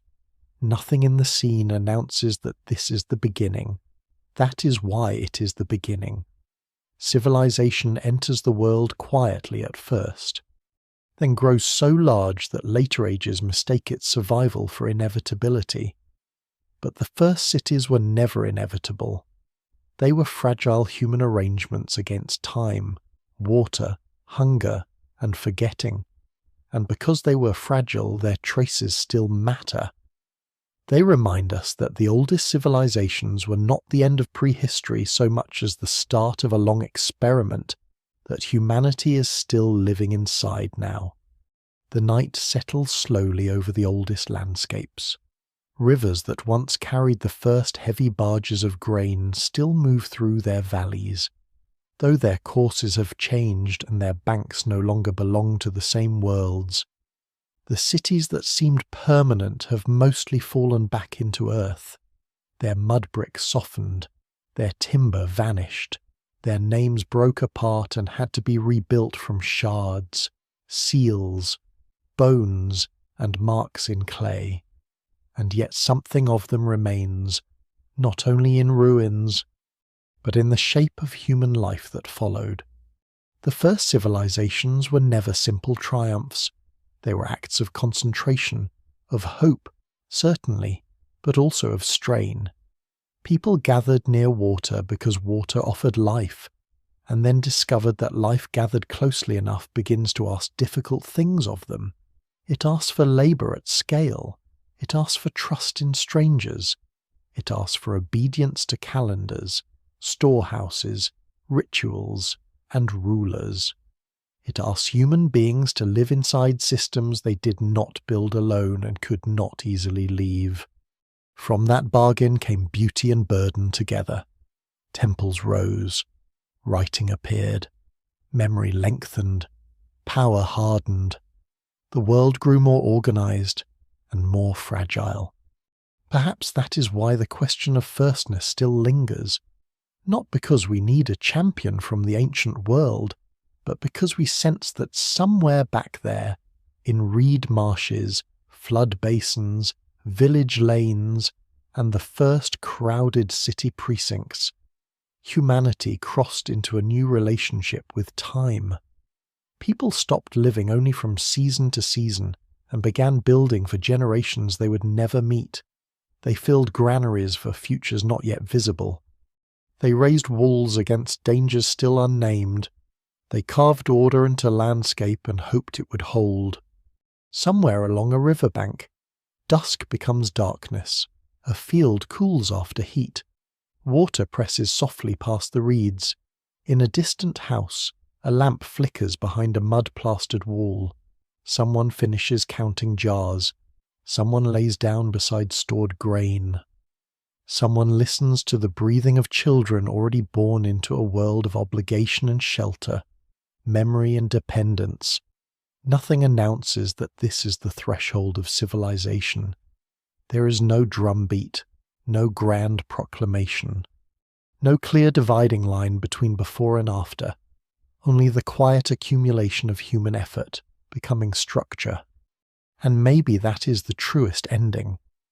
The first civilization was not a single moment of arrival. It was a slow gathering of permanence in places where people chose, or were forced, to remain. The traces are broken, the record incomplete, the debate unfinished, but the image endures river, field, settlement, night, a fragile order glowing against the dark, as human as it has always been.